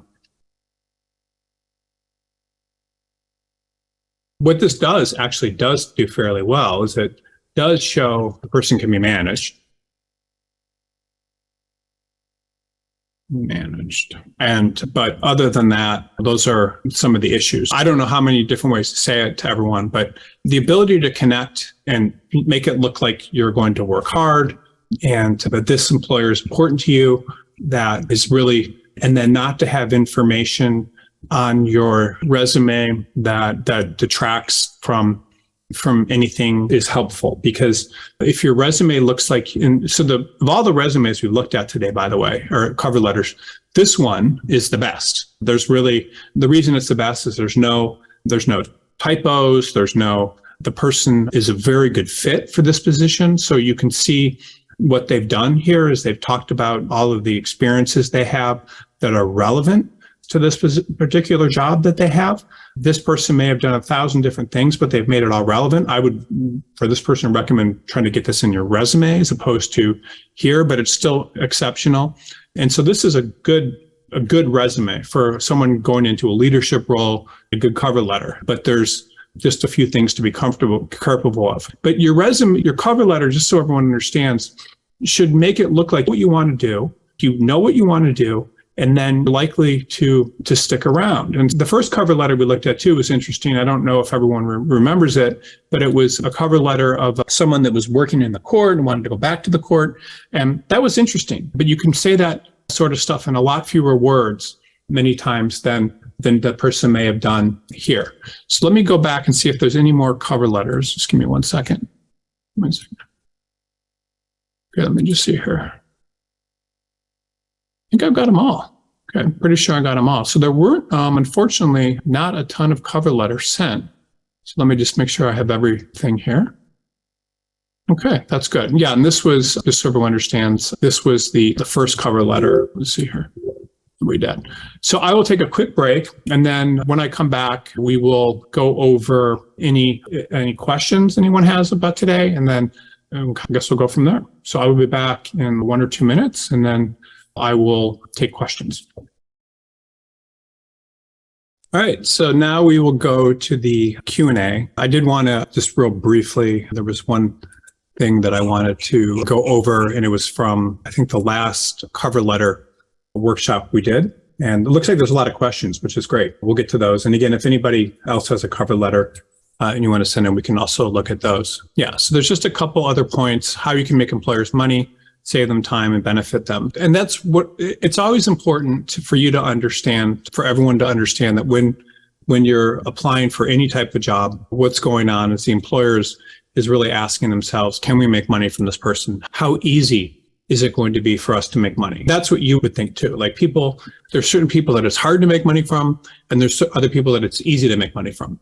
And so you want to make sure, and these are my notes, by the way, from the last cover letter session we had back in January, I think, but you need to talk about the amount of money, how hard you're willing to work, like you want to bill the most hours, all those sorts of things that make people, you were the highest biller, like anything you could possibly do that makes people believe that you're going to make them a lot of money.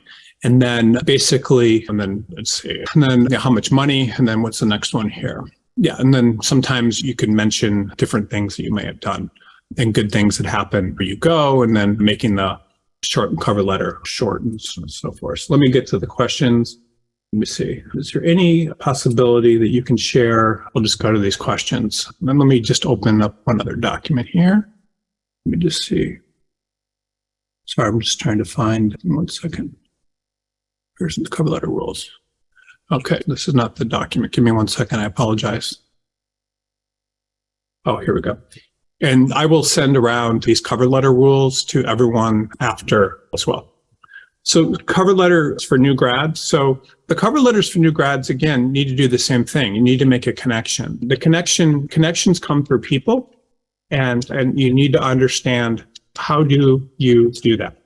And the only way a new grad can do that many times is by applying, having some sort of connection to the firm, having some sort of connection to people, respecting the work. That you have to figure out some way to do that. Most cover letters, like we saw, this person was applying for a first-year associate position, don't talk about the practice area or the practice area the person's interested in. They don't talk about that there's no focus to the cover letter. They talk about things that are irrelevant. And again, the most important thing you can possibly do is figure out how to make some sort of connection. And that's really the biggest thing. If you can't make a connection, you can do a regurgitation of your experience, but some sort of connection is the most important. So let me see here. Okay, so here's a good one. This person's asking, and this is actually a very good question. If you're applying to firms without opening, do you just send a resume and cover letter to the recruitment team? You can, if you want, but let's talk about a little bit how, and this is actually very important that everyone's on, that you're on the call for, this will actually help you. So you have house recruiting. Then you have partners in the firm doing the work. So these are two different types of people. And then you have associates working for them, working for partners. So in-house recruiting means your recruiting coordinators, and sometimes it might be your hiring partner and name, meaning it's this person's called a hiring partner. It doesn't mean they do all the hiring partner stuff. And then you have partners doing the work, which are going to be practice area heads and others, and then partners working in practice area. This is how everything breaks down. And then you have associates working for partners. Okay, so the in-house recruiting team, typically what happens is there will be some sort of meeting or some sort of understanding that the in-house recruiting team will get all these different resumes and they will send them to different partners doing the work. So the partners doing the work will request resumes and the in-house recruiting team will go out and find them. And then they will screen them. Sometimes they're looking for grade point averages, they're looking for the types of schools or whatever. So they'll sift through all these resumes and they'll show the partners the ones that they think are the best for whatever the openings are. Sometimes they'll just get a bunch of resumes that are unsolicited and they'll put them in a pile. And if the need comes up, they may show them to the partners doing the work, or they may ignore them if they don't have a need, or they may forward them along to partners doing the work. But if you're applying for jobs that don't have openings, the in-house recruiting team is really, it's a big task because they have to sit in all these, they have to get all these resumes, and they don't want to a partner doing the work whose time's $1,200, $1,400 an hour, they don't want to bother them by showing them a bunch of resumes. So what do? So you can certainly send your resume to the in-house recruiting team, but if there's no opening, many times, especially the larger law firms, what are they going to do? It may get their attention and they may show it to people, or they may not. You don't know. And again, it's not that they're doing anything wrong. You don't know. So if you're applying to a firm and the firm doesn't have an opening and you're trying to work in a certain practice area, you can certainly apply to the in-house recruiting, but you're not going to get your hand slapped many times if you apply to in-house recruiting and then you also apply to a partner doing the work. So if you want to work in a firm that does a certain type of thing and you think you're a really good candidate, you're not going to bother them. Meaning if you're practicing at a major law firm and you want to work in another major law firm, then sometimes there's nothing stopping you from also applying to the head of the practice group that you're interested in. Or if you're a patent attorney and you do a certain type of patents and there's a partner there that also does that certain type of patents, telling them you'd love the opportunity to work with them. That's how you get attention from people. I'm not saying that this is okay at all law firms. The reason law firms have in-house recruiting departments is because it's not conducive to them to have resumes coming in at them from 1,000 different directions and having to find those. They need some sort of way to centralize them. So I'm not saying you should run around the in-house recruiting department, especially at the largest firms. But I would say there's nothing wrong with trying to make a connection with someone that's doing the work. So I have things that happen to me all the time. I'll be working with a firm and the firm may have, they might have 5 openings. And then I will talk to some other partner in the firm about something unrelated. And they'll say, oh, we have a bankruptcy opening. Can you find me good bankruptcy people? That's not like anything that the in-house recruiting team is recruiting for. And if I find that person and bring them to that partner, then they like me. So it's like you have to understand the dynamics. So many times partners that are doing the work also need to get the actual job listings they need to get authorization to hire people. And there's just a lot of stuff going on and there's politics and stuff. But my idea would be that if you're an attorney making some sort of connection with partners doing the work would be very helpful. And that's how I would recommend doing it. I'm not trying to upset certainly recruiting departments and law firms. I think that you always want to make sure that you're involving them in the recruiting process. And don't like it when they're not involved because they need to have everything centralized. But at the same time, the partners doing the work are the people that are often going to be making the decision about whether to hire you. In-house recruiting teams, their job is to promote jobs, to get people interested in the jobs, and then to gatekeep the resumes. But if your resume qualifies you to work in a certain firm and you'd like to work there, then you may want to try to get someone's attention. It can be useful. I look at resumes all day and I'm able to make decisions about people, but it's hard when a firm has an exact requirement. It's much easier. Anyway, I'm not going to get too far into it. How can you highlight your skills and experience without your cover letter without simply restating your resume? You don't want to restate your resume. Again, the purpose of a cover letter, and again, everyone should remember this, the purpose of a cover letter is to make a connection, and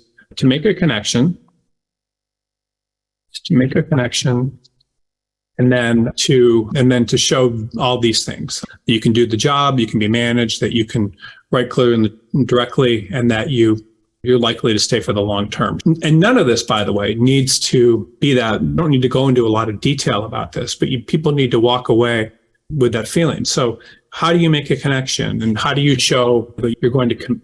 You show you're going to commit, and that you can be managed. And so you have to, and those are difficult questions to ask. And an example would be applying to be a corporate attorney somewhere. How do you separate yourself from everyone else? Or you're applying to do something. The only way you can possibly separate yourself from someone that's going to commit is to show you're committed to that practice area. That's exactly what you want to do. And that you want to work at this particular type of firm for this particular type of reason. So you talk about how you want to move to this type of firm because they represent smaller clients or larger clients, that they have more of a focus on what you're trying to do. And then the connection would be, you may not realize it, but you're considered like the best firm, and that so many people are dying to work there, and all these sorts of things. So anyway, you can make a connection, and I'm just giving you hypothetical examples. I'm not saying that's what you should say, but any way you can make a connection with the employer and make them feel like they're special and unique, not just regurgitating their About Us section or something, some way that is unique is really important. And very few people can do that. And that's why I recommend calling and doing all this sort of stuff and getting to know someone in the firm before you do that. It makes a huge difference. And these are all great questions, by the way. I'm glad there's a lot of them too. So this is good. We'll get to all of them. Yeah, how can you make your cover letter stand out from the hundreds or thousands of cover letters that legal firms receive, and what are instructive strategies for doing so? Yeah, many times short and direct sometimes can work. Connection is important. And what else? Short and direct, connection, doing something unexpected. So I remember when I was applying, I don't know, for judicial clerkships or something, I remember I had an advisor that was a very well-known, or one of the people that wrote one of my clerkship cover letters. You typically see these cover letters and they'd go on 2 or 3 pages. This person can do this and that, and which is helpful. It's good. But I remember, he's no longer alive, but his name was Jeffrey O'Connell, and he was a well-known torts professor. And I think but I worked with him. And he wrote a very short cover letter for me. And all it said is, he said something like, I've been a law professor for 3 decades or something, 3 decades. And several of my students and have clerked on the U.S. Supreme Court, or something similar to that. Have clerked in the U.S. Supreme Court, something. I'm just giving you an example. U.S. Supreme Court.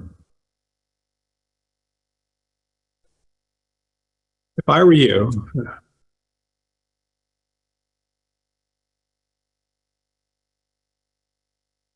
I would definitely hire Harrison or somebody, whatever, something like that. Only hire Harrison Barnes. That was it. And it worked. I got a bunch of interviews, and it didn't have to go into a lot of detail or something. It was just very simple. I was like, wow, that's pretty interesting. So if you can make a point for an employer very quickly and directly, meaning I've wanted to work at your firm since, something just very short and direct, then it's going to get attention. So you can say a lot with a cover letter that that in a very short, without using a lot of words, because then people will read it. So what can you say? Or what can you say that makes a connection? Or how can you make the employer believe that the job is special to you? And you have to think about it like a litigator, or you're an attorney and you're representing yourself. So what do you do? Like, what do you do? And the thing that's interesting is that that if people believe that it's meaningful to you, or you're the best fit, or you're this or you're that, then they're more likely to hire you than if not. They have to somehow believe that whatever you're trying to do is something that you want. So what advice do you have for job seekers who transition from a different career field into the legal profession and may not have traditional legal experience? Anything you say about your other experience, then people don't always realize this, is really going to detract from the employer's question. So an employer just wants to know, how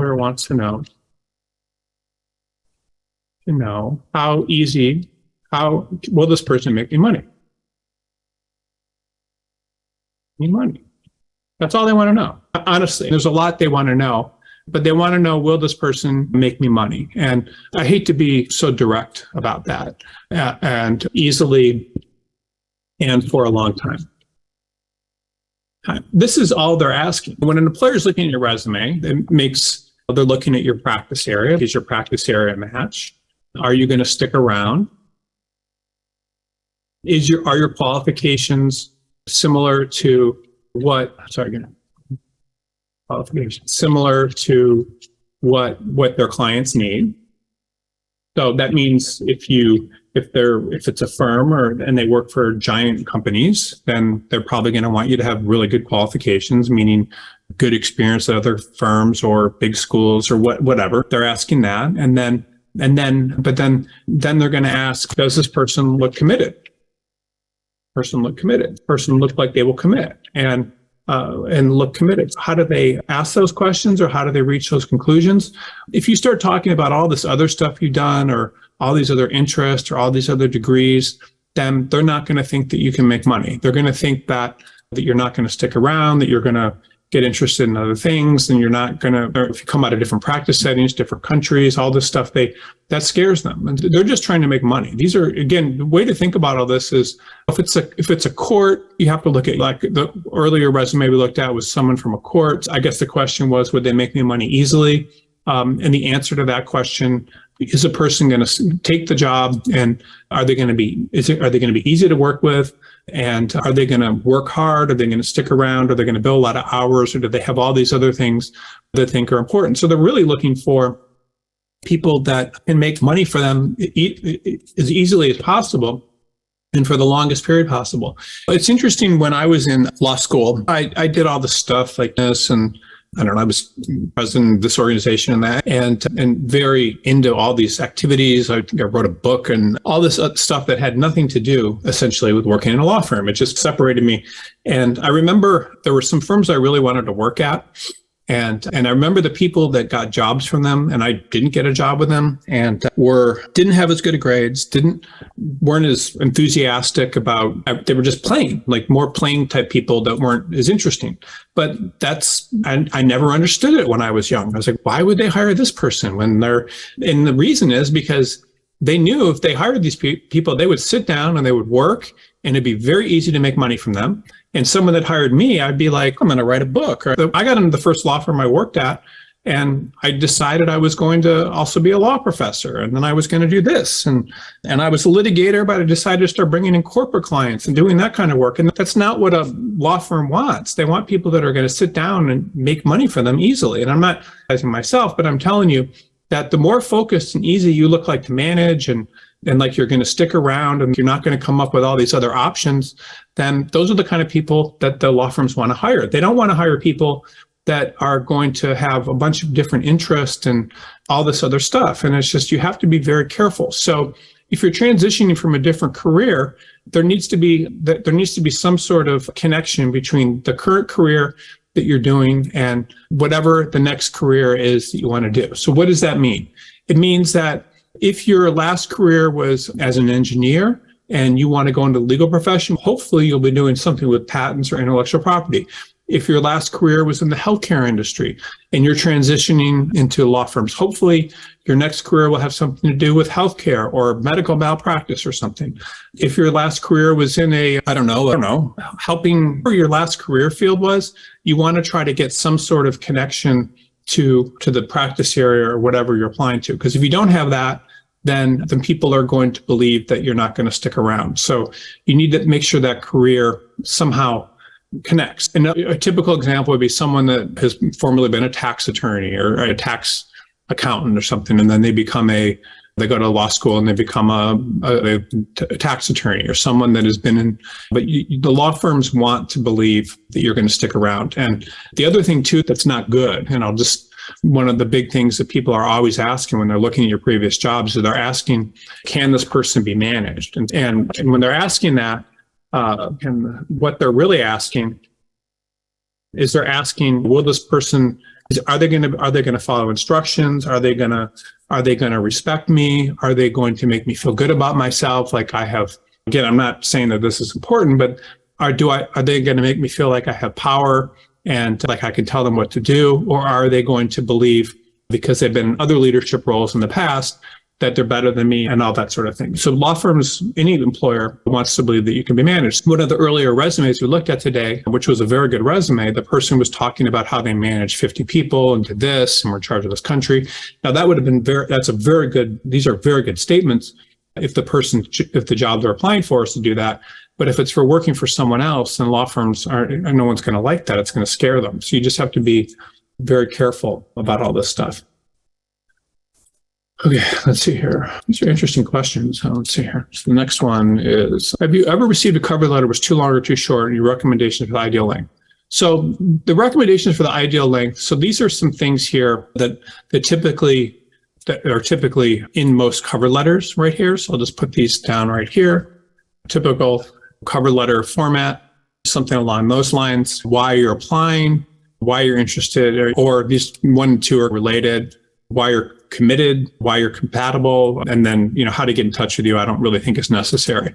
But you basically need to be able to make the point that you're applying because you love these people and it's exactly where you want to be. If I was applying to a firm in, I don't know what a city would be, Muskegon, Michigan, and I'm from Muskegon, I would say, I'm currently working in Cleveland, Ohio. I grew up in Muskegon. I've always wanted to return there. I love your firm because of this and this reason. And I have known people that were, you make some sort of connection and then that's it. So the connection is more important. Just think about your interactions with people on a day-to-day basis. You have, everyone has impersonal interactions, meaning it's business or it's professional. And then you have your personal interactions. And so most people want to have more personal interactions than impersonal interactions. So anything that makes us feel special, makes us feel good about ourselves, and makes us feel like there's some kind of connection is important. And it's very hard to do, and very few people do it. That's the problem. Very few people do it. And that's really, people want to have acknowledgement and feel like they're connected to people. And again, just remember what I said earlier is that most of the people that I've ever hired as recruiters have been people that have had connections or something to someone else. And so that I knew. So because people are tribal, they want some sort of connection. So what is the ideal length? Whatever it takes to make a connection and show that you're likely to stick around, and stuff that's not necessarily on your resume. And that's it. And no one cares about if people always say stuff like, it's a unique fit for my skills and experience and all this other stuff. And that's not necessarily necessary. Let me just see here. Okay, someone said, I would not be able to stay with the session. We said, yes, so there'll be a recording of this later. Let's see here. Okay, can I use my cover letter to explain any? This is actually a good question. And thank you for everyone who's asking these questions. It's very smart, by the way, to be on webinars like this and ask these questions. Can I use my cover letter to explain any gaps in my resume to address any concerns that the employer may have? Yeah, so I want to just bring up a few things. So employers are concerned about gaps. They're concerned about what else? Too many jobs. They're concerned about what else? Just a lot of areas, not consistent. I don't know. I could go on and on about this stuff. But it's interesting. So anytime you write a cover letter, and you need to remember that there's a lot of people that are applying for the same job that you have. So to me, it's very interesting. So there's markets like in major markets, like in, let's say, like New York or the Bay Area or other just major US markets, Chicago, all these types of places, Chicago, Houston. So what happens in those markets is, and the reason law firms have offices, I mean, they have offices because they have clients, but what happens in these major markets is if you're laid off, again, I'm not trying to criticize anybody that might have been laid off, but if you're laid off in New York and try to get a job, like there's just no large law firms. And again, I don't want to make people feel badly because they'll tell you the solution to it. But the reason is no, and that's what you're going to hear from law firms, is because they can hire 20 people or 100 people that weren't laid off that are currently working. So your best option is you have to look like the person. You're not going to get a job in the major law firms most of the time because it's extremely difficult. Because again, you just remember you are competing with people with perfect resumes, without gaps. And the problem with these major markets, like when you go into those markets, is that those firms have their choice. And so because they have so many applicants for each position, they're not interested. They would rather hire someone without a gap than with a gap. Now, when you get outside of those markets, like if you wanted to work in the suburbs of New York, or you wanted to work in the suburbs of Chicago, or you wanted to work in South Illinois, Quincy, Illinois, or something like that, this stuff doesn't matter because your qualifications are good. So a lot of times what it means switching markets. It means switching the type of employer, the size of employer, meaning a smaller employer. It means a lot of stuff like that. But that's the problem with the major markets is they're a great place to get started. But if you have gaps or too many jobs and stuff, then it's just the law of supply and demand. There's too many people interested in the same jobs. And because there's so many people interested in the same jobs, that the law firms are just doing what they can to hire people. Now, I'll tell you something that's interesting. I was thinking while just right now when about people that have gotten hired with gaps, too many jobs and things like that in the past. In almost all cases where people have been hired that way, a lot of times those same people were able to make a connection or had some sort of connection with a law firm. I remember there was one woman, and this is a long time ago, but her in-law was a famous attorney in a certain practice area in Los Angeles, and she was working in the same practice area. And she had this kind of thing where she moved around to a bunch of firms and then taken all this time off. And she was applying for jobs and people were jumping up and down to hire her. And even when she wanted to work part-time and all this. And the reason that it worked out for her was because she had this connection, and this person that was her in-law was very well known, and all the law firms knew who this person was, and that was a connection. So I'm not saying that's the best connection, but some sort of connection. So that if you have gaps in your resume or those concerns, the only way you get around that a lot of times is if you have some sort of connection. And it's interesting too, like a lot of times you can look at some of these really good firms. Like you could look at Intel or something, and you take a look at someone's resume and you'd be like, how's this person an associate at Wachtell when they went to New York Law School and they just were cum laude or whatever? Like that doesn't make any sense. And then you look at their resume and you see that, wow, they were a paralegal at Wachtell for 5 years before they went to law school, or there's just some sort of connection. And so these connections are very important. And that's, if you have to explain gaps in your resume, it's not going to do much in the largest markets. It's not going to help you very much, or too many jobs. But it's okay for people to go have kids or to I don't know, to have family matters or something. People will take them back. But just remember that you're competing with people without gaps and people without too much moves and too many moves and that sort of stuff. And that's just something I would be very careful about with large firms, within large markets. Let me see here.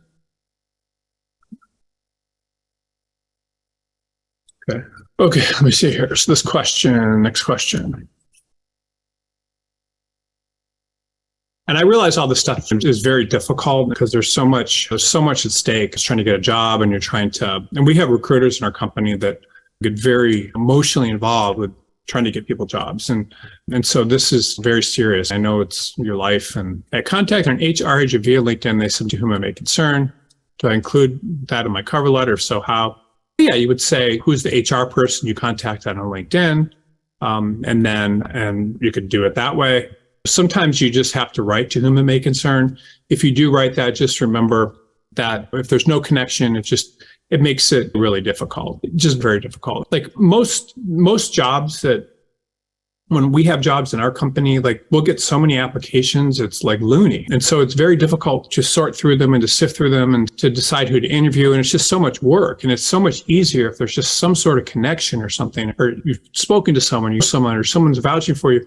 So like, let me just give you like a way it works in most employers. So most employers will have someone that's in charge of receiving the resumes and reviewing them.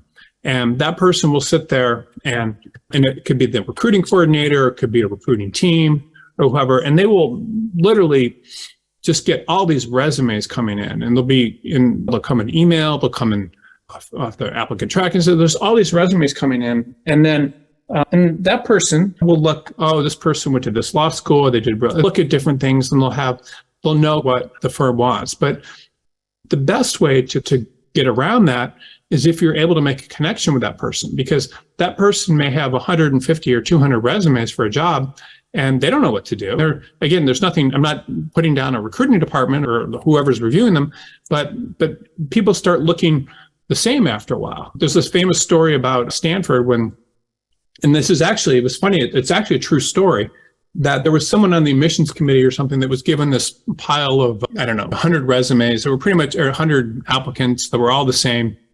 They were all like captains of this and valedictorian or what. They were all pretty much the same, and they had to decide, who to hire. And I heard someone, this is years ago, but I was at a conference and and there was someone giving a presentation about something completely unrelated, and it was someone from Google. And they were talking about the same story, so I'm assuming there's some truth to it, but they literally had all these resumes, and they just decided, let me just throw them on a staircase, and the ones that land, then I'll go to the bottom or the top, and I'll pick up the ones in order to get to my 20 people that I'm going to let in out of the 100 or whatever, because they're all the same. And so that's the same thing with HR. So the only way you can really get around people many times or get around HR is if you're able to make some sort of connection and they remember you. Then when that person brings the resume into whoever's in charge of hiring or interviewing, and that person can give a good word for you, or that you seem really interested, or you were very nice, then that goes a long way. And so that's what I'm saying is if you can make that kind of connection, it's just huge. It's what it's all about. And that's how you get you're able to get the best results, is if you're able to use that sort of connection. Okay, so here's another one. What if you stop working due to illness or disability? Yeah, so that's okay. People will have illnesses and disabilities and stop working because of that. So you need to remember that you're competing with a lot of people for the same job. So you need to turn whatever your illness or disability is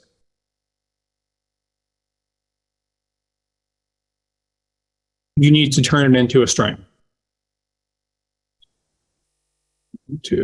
What does that mean? It means that you'll work harder, that you're more committed, that you're more likely to stick around, that you've learned and you're more effective now than ever, that whatever you can think of as positive, and anything that happens to you, by the way, whether it's negative or positive, you can always find in every negative. People may have substance abuse. I'm not saying this is the illness or disability, but substance abuse problems, but then they clean themselves up and they go to rehab, or they get involved in organizations, and now they're better people, and they couldn't work during that time, and I've had instances where that's happened with candidates, and the law firms actually are very nice about it, or where they had something serious happen, where they got sick for a long period of time and they're back and better. If someone believes that they're doing the right thing hiring you, and that they're hiring the best person for the job, and sometimes that whatever happened to you is a negative,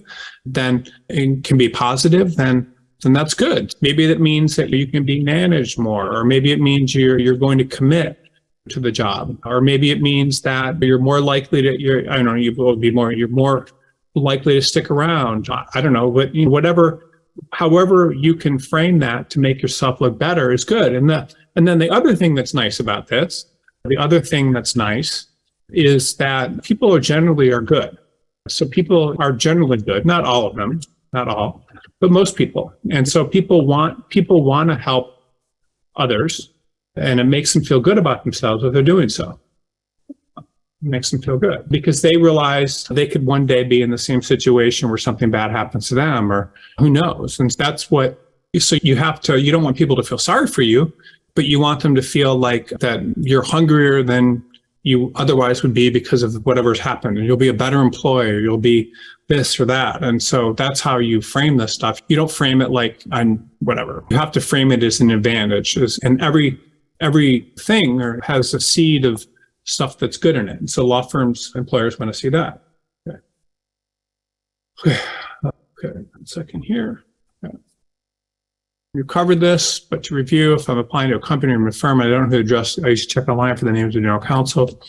That makes sense. Yeah, so that's okay. Typically, if there's no one to apply to, then you typically want to address your applications to the highest ranking person possible. And the idea is because that person, an applicant to that person, application to that person is likely to get forwarded to the right person. So the idea was that I told you about forwarding to the right person. So I told you earlier about this resume mailing company a long time ago, and they would always address things to the CEO with the idea that even if you were writing to a huge company like Intel, if it's addressed to the CEO and it's a job application, it comes from the CEO's office, people assume that it must be important if it's coming from the CFO or CEO, and it's likely to get more attention, that sort of thing. So that's how I would recommend that. What would you recommend about, this is a question about in-house. Give me a second here. Where it's not necessarily about making money for the company. In-house resumes can be a little bit different. And when someone's in-house, a lot of times there's different, it is actually, that's the problem. And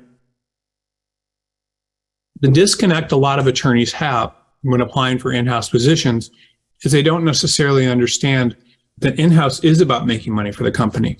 When a company is hiring someone in-house, someone to work in-house, they're trying to save money over law firms. So they're trying to save money. And that's what a lot of people don't realize. Like companies, when they hire, and again, not every company is this way, but most companies, when they hire someone to work inside the company, what they're really trying to do is they're trying to hire someone that can save them money compared to what a law firm will charge. What most in-house attorneys do, most in-house attorneys try to not do a lot of work and give it to outside counsel. Try to not do a lot of work and give it to outside counsel. I had a funny thing where I was talking to an attorney that had in-house counsel. This is about a week ago. And he was running, I don't know, this big company, and they needed a certain type of attorney. And so they decided to hire their attorney from their law firm that they were doing. And so the attorney came over, and they had to pay that attorney $300,000 a year. And their bills actually went up because the attorney that they hired started referring more and more work to the law firm. So they were under the impression when they hired the attorney that the attorney would actually save them money by doing all this work. But then the in-house attorney found all these ways not to do the work and to give it. And this is, by the way, the experience that I've had in decades of hiring in-house attorneys is in-house attorneys will try to give a lot of work to outside counsel or find work to be done and actually increase expenses. So it is about making money is what I would say. And so to the extent you can in your cover letter, I would say I can figure out ways to save you money by not doing a lot of work, by doing the work myself, and I'm a workhorse and all this kind of stuff. And people like that, and it will help them. And I don't make a lot of in-house placements because I concentrate on law firms. There's just too much going on to worry about doing in-house. But what I've noticed with a lot of, when companies call me looking for in-house counsel, they're looking basically to save money on what they're spending in outside counsel. Because obviously, if you're billing out at $1,000 in a law firm and $1,000 per hour, and you're working 2,000 hours a year, you're not going to expect a $2 million salary which is what a law firm would have to pay, which is someone would have to pay. They're going to expect to pay you much less. And so you have to tell, when you're applying for any job, you want to make them believe you're going to save them money. Okay, let me just here. Laura Cuso. A second. Okay, so when sending a cover letter from without an opening and trying to reach multiple recruiters, should you send separate emails? So there's a couple schools of thought there. If there's a recruiting person inside the company,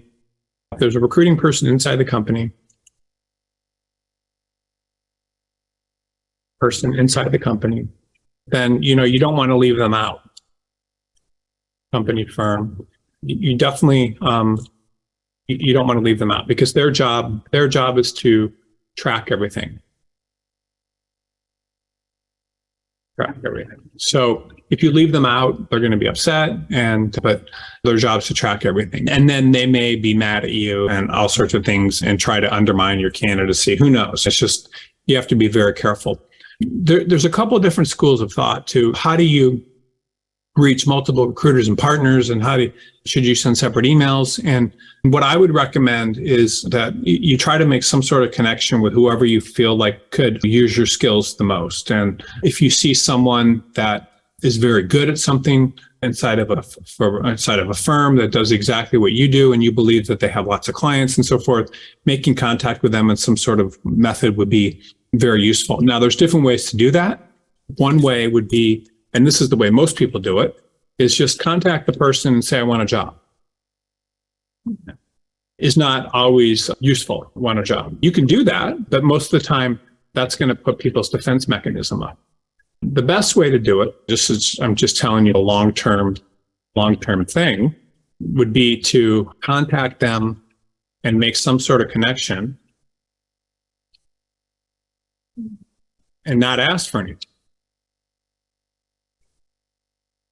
So you could, I'm just telling you one way to do it. You could send them tell them you like their article, you've got them like their article or their whatever transaction, whatever attraction, or heard about, loved something. And if you do that and it gets the person's attention, and they say thank you, then you let a little bit of time go by, and then maybe you tell them, oh, I'm moving, or that's really the best way of doing this sort of thing, to really professionally do it. Because if you just send people something, I want a job, their defense mechanism goes up. So how do you get around the defense mechanism? And so often it's making some sort of connection with a person, which is how you would do it here. And then after that connection, then going from there. So someone said, where do we find your cover letter rules document that you were working on? I'll send that out after after the webinar. I'll make sure that everyone gets it, and just like I did last week with the resume rules. Yeah, what if you need to take a couple of years off to take care of a grieved little parent? Is that looked down upon? No, of course not. It's not looked down upon. It's not looked down upon. It's just one of the problems when people, and I'm not saying this is correct or the right thing to do or the right way to think about it, but the practice of law can be very stressful for people. And a lot of people don't like it. And what happens in most cases, and it's not all, but in a lot, is when people take time off from the practice of law, if it's 6 months or a year, and then they come back, most people don't stick with it because it's, why would I deal with all the stress? And when I was much happier this is just how a lot of people think. And so from a law firm's perspective, it's risky for them many times when they bring people back, because those people often don't stick around. If you were the only caregiver for a parent, and it's not necessarily looked down upon, but the law firms at the same time need to be very careful they're nervous about anybody that may have taken time off. And so you also need to understand that they have a choice of who they're going to hire. You need to frame things in a way that's going to make you look more committed. In a way that's going to make you look more committed in the future. You look more committed in the future. And I'm taking this time off. I'm very eager to come back. And then the other question, of course, is going to be, why aren't you going back to your previous firm? And so that should be your priority, is getting back to your previous employer. But if you can't, then you need to be able to explain why won't they have you back? And that's another question. So maybe you say that I'm looking for other options. I don't know, but you need to, it's not necessarily looked down upon, but you just need to remember employers have choices. And so what would make them want to choose you?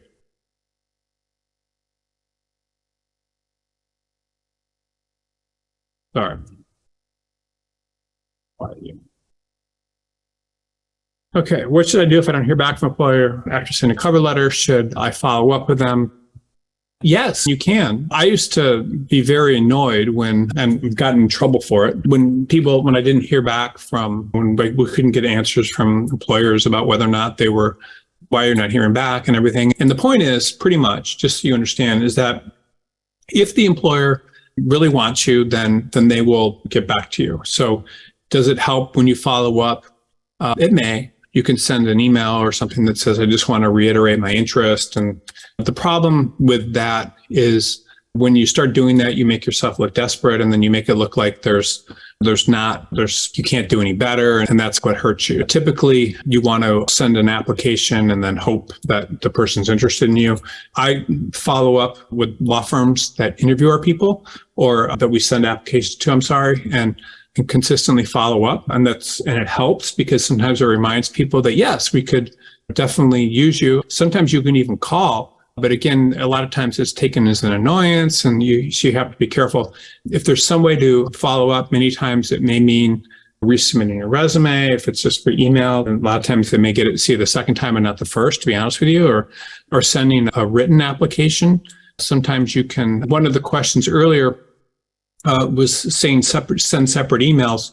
I recommend what's interesting too about as people get more dependent on sending emails and sending through applicant tracking systems, very few people actually mail things anymore or fax things. And it's possible, I recommend, if you really want a job, to send a written application and actually print it up and put it in an envelope or a big envelope and send it. And because that gets people's attention. Whenever I get mail, it sits on my desk as opposed to in my computer. So obviously you're much better off sending things. So if you send a written letter and you put it on nice stationery and you send it, that's going to be a lot more effective many times than just emailing something. Yeah, so I will send, someone said, can we receive the edits to the resumes? Yes, we can send those out. I'll send those. This is another question. Should I mention my salary expectations in my cover letter? So this is actually a very good question. So a lot of people get in trouble with salary stuff, and there's firms pay different amounts. And anytime someone asks you your salary, they're not asking you that because they want to pay you more money. They're asking you that because they want to see how cheaply they can get you. And again, I'm not saying that it's just what it is. They don't want to interview someone that wants to make $300,000 a year and only be able to offer them $150. It doesn't help. What I would say is anytime you are going out for any type of interview or trying to get any type of job, you need to be prepared to negotiate your salary and to go out and to do that at some point. Now, law firms are businesses, and so they're going to evaluate what do they need or what are they willing to pay. So an example would be a lot of times personal injury firms. Like for the work that you're doing for a lot of personal injury firms, they don't need to pay a lot. They could pay $50,000 or $60,000, and they don't care. That's all they need is someone to do that. Whereas a big firm or certain types of firms, like doing sophisticated commercial litigation, may want to hire someone that makes more, that would charge more. I don't know, but they may want someone with certain qualifications, and they know they can't get them in the market for less than $200,000 or $300,000. So law firms know what they can get and what they can pay. But if you start mentioning your salary expectations, they're just going to look at that as a way to either pay you less or not pay you enough. And so how do you respond to that? Like when they start asking you that or calling you, just say, I'm looking for the best job I can get. I would hope that my compensation would be commensurate with what you're paying others and doing the same type of job and that sort of thing. And sometimes they'll say, what are you making now? And you can say, this is what I'm making, but I realize that I can do better in the market, or I realize that I would like to, or that I realize that I'm overpaid. And you have to deal with this. The salary expectations are often much better left to the end of the discussions or to when you receive an offer. I have seen more interviews go south, more offers go south when that's mismatched. And a lot of times people not getting jobs or staying unemployed for longer than they should because of their salary expectations. So there's a belief that a lot of people have, and I'm not trying to poo it, but a lot of times people believe that I made this much money last year. So an example would be someone working for Facebook or something, or Meta platforms now. I saw a resume the other day. Someone was making an incredible salary, I don't know, $500,000 doing data related privacy or something. And what would that person make in the market? Not anywhere near that based on the way the market is. So the point is, like, a lot of times people believe I got this much before, so I should get this much now. And that's just not how it works. The economy changes and you can make more, or the economy changes and you can make less. And it depends. And different employers often are letting people go, like Facebook, because they realize that they're paying people too much for what they're doing. So you have to be very careful about your salary expectation. That gets more people in trouble than anything. And you need to be very careful about how you discuss that. The last thing in the world you want to do is talk about your salary expectation in the cover letter. Your objective always is to get the job, and get in the door, and then make them love you and get invested, and then talk about the stuff later. So you don't lead with that. If you lead with that and the person doesn't like you yet, then that's not going to help you. So you need to get the person invested and get the employer and excited, and then talk about that. and then talk about them. Sorry. But not before. You don't do that out of the gate. That's dumb. If you do that out of the gate, you're just going to get yourself in a lot of trouble.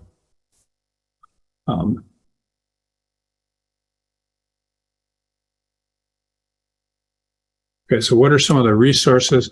So I've written plenty of articles. Let me just see here if I can pull one up about resumes before. So let me just send over one here. There's a lot, about cover letters and resumes and all that kind of thing. So here's one. It's called How Attorneys and Law Students Prepare for Law. But one of the big things about writing is you want to use Grammarly or some sort of checkers for cover letters. I would also, I hate to say this, but I haven't used this, but ChatGPT could be interesting. You could ask it for stuff. You could ask it to try to make a connection, or make a personal connection. You could ask questions, what to do with my cover letter, or make it look like I'm committed, and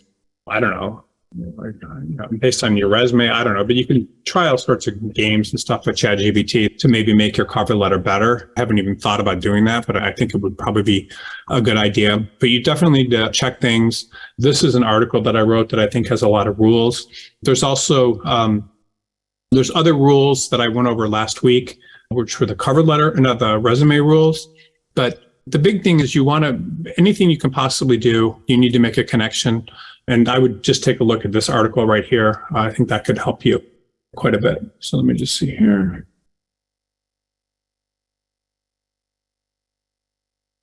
Okay, so here, do you prefer cover letters to be less than one page? Yeah, so I think most times a cover letter should be less than one page. I don't think there's any reason really to say much more than one page. I think that most of the information that the employer needs is going to be on your resume. So your cover letter is really just a chance to try to make some sort of connection and make it seem like you would be committed. And just remember, the longer it is, the less likely the person's going to read it. So imagine if you had 100 resumes, if you saw one that's very short, then you're like, oh, okay, I'll read this. And if you see one that's long, you're probably not going to read it. So that's how I recommend dealing with that. Okay.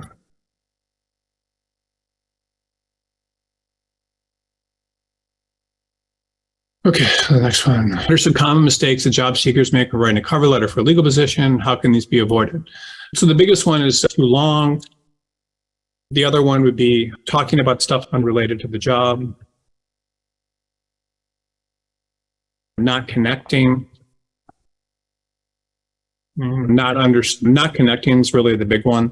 Looking too independent and unmanageable.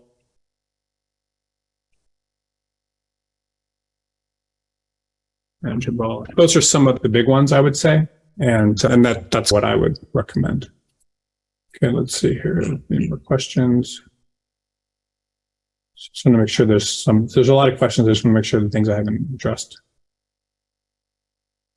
Because it is actually an interesting question. So someone says, if you interviewed with a panel, do you send a group thank you or personalized note to each? Most of the time when you do panel interviews, it's interesting. They make up their mind right when you walk out of the room when you do panel interviews. But if you send a personalized thank you to each of them, then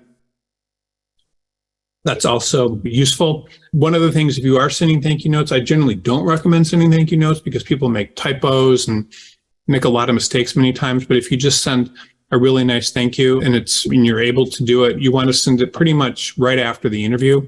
Like contemporaneously the same day if possible, or even the next, because otherwise they're going to move on into something else. So this article, I don't know how to paste it in a chat, but I would just search for the How Attorneys and Law Students Can Craft the Perfect Cover Letter, and it's by Harrison Barnes. So that's or I would type BCG search resume or cover letter articles. Let me see here. Give me 1 second. Any more questions?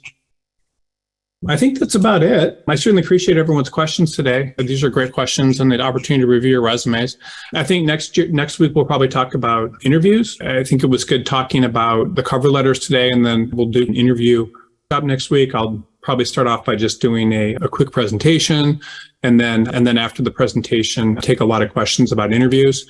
But I think this information, I hope, has been helpful to everyone here today. I'll also make sure that everyone that registered for the webinar receives these cover letter rules, and then also any of the resume samples that I worked on today. But this stuff, by the way, is very helpful for you to everyone to learn. It's interesting, the more I think about it, just sometimes if you get just one thing out of this, it can really change the direction of your interviews. And I would say also that especially in a competitive job market, and this is a very competitive job market, we're noticing lots of people, more than I can believe, getting laid off, and it's not a good situation for a lot of people.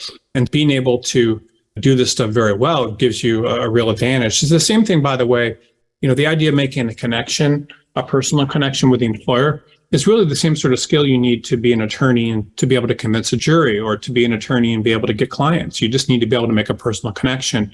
And very few people don't do that, unfortunately, but it can make a huge difference. All right, thank you everyone for being on the webinar. I certainly appreciate all the questions and the everything to review. And we'll be back next week with interviews, talk about that. So thank you.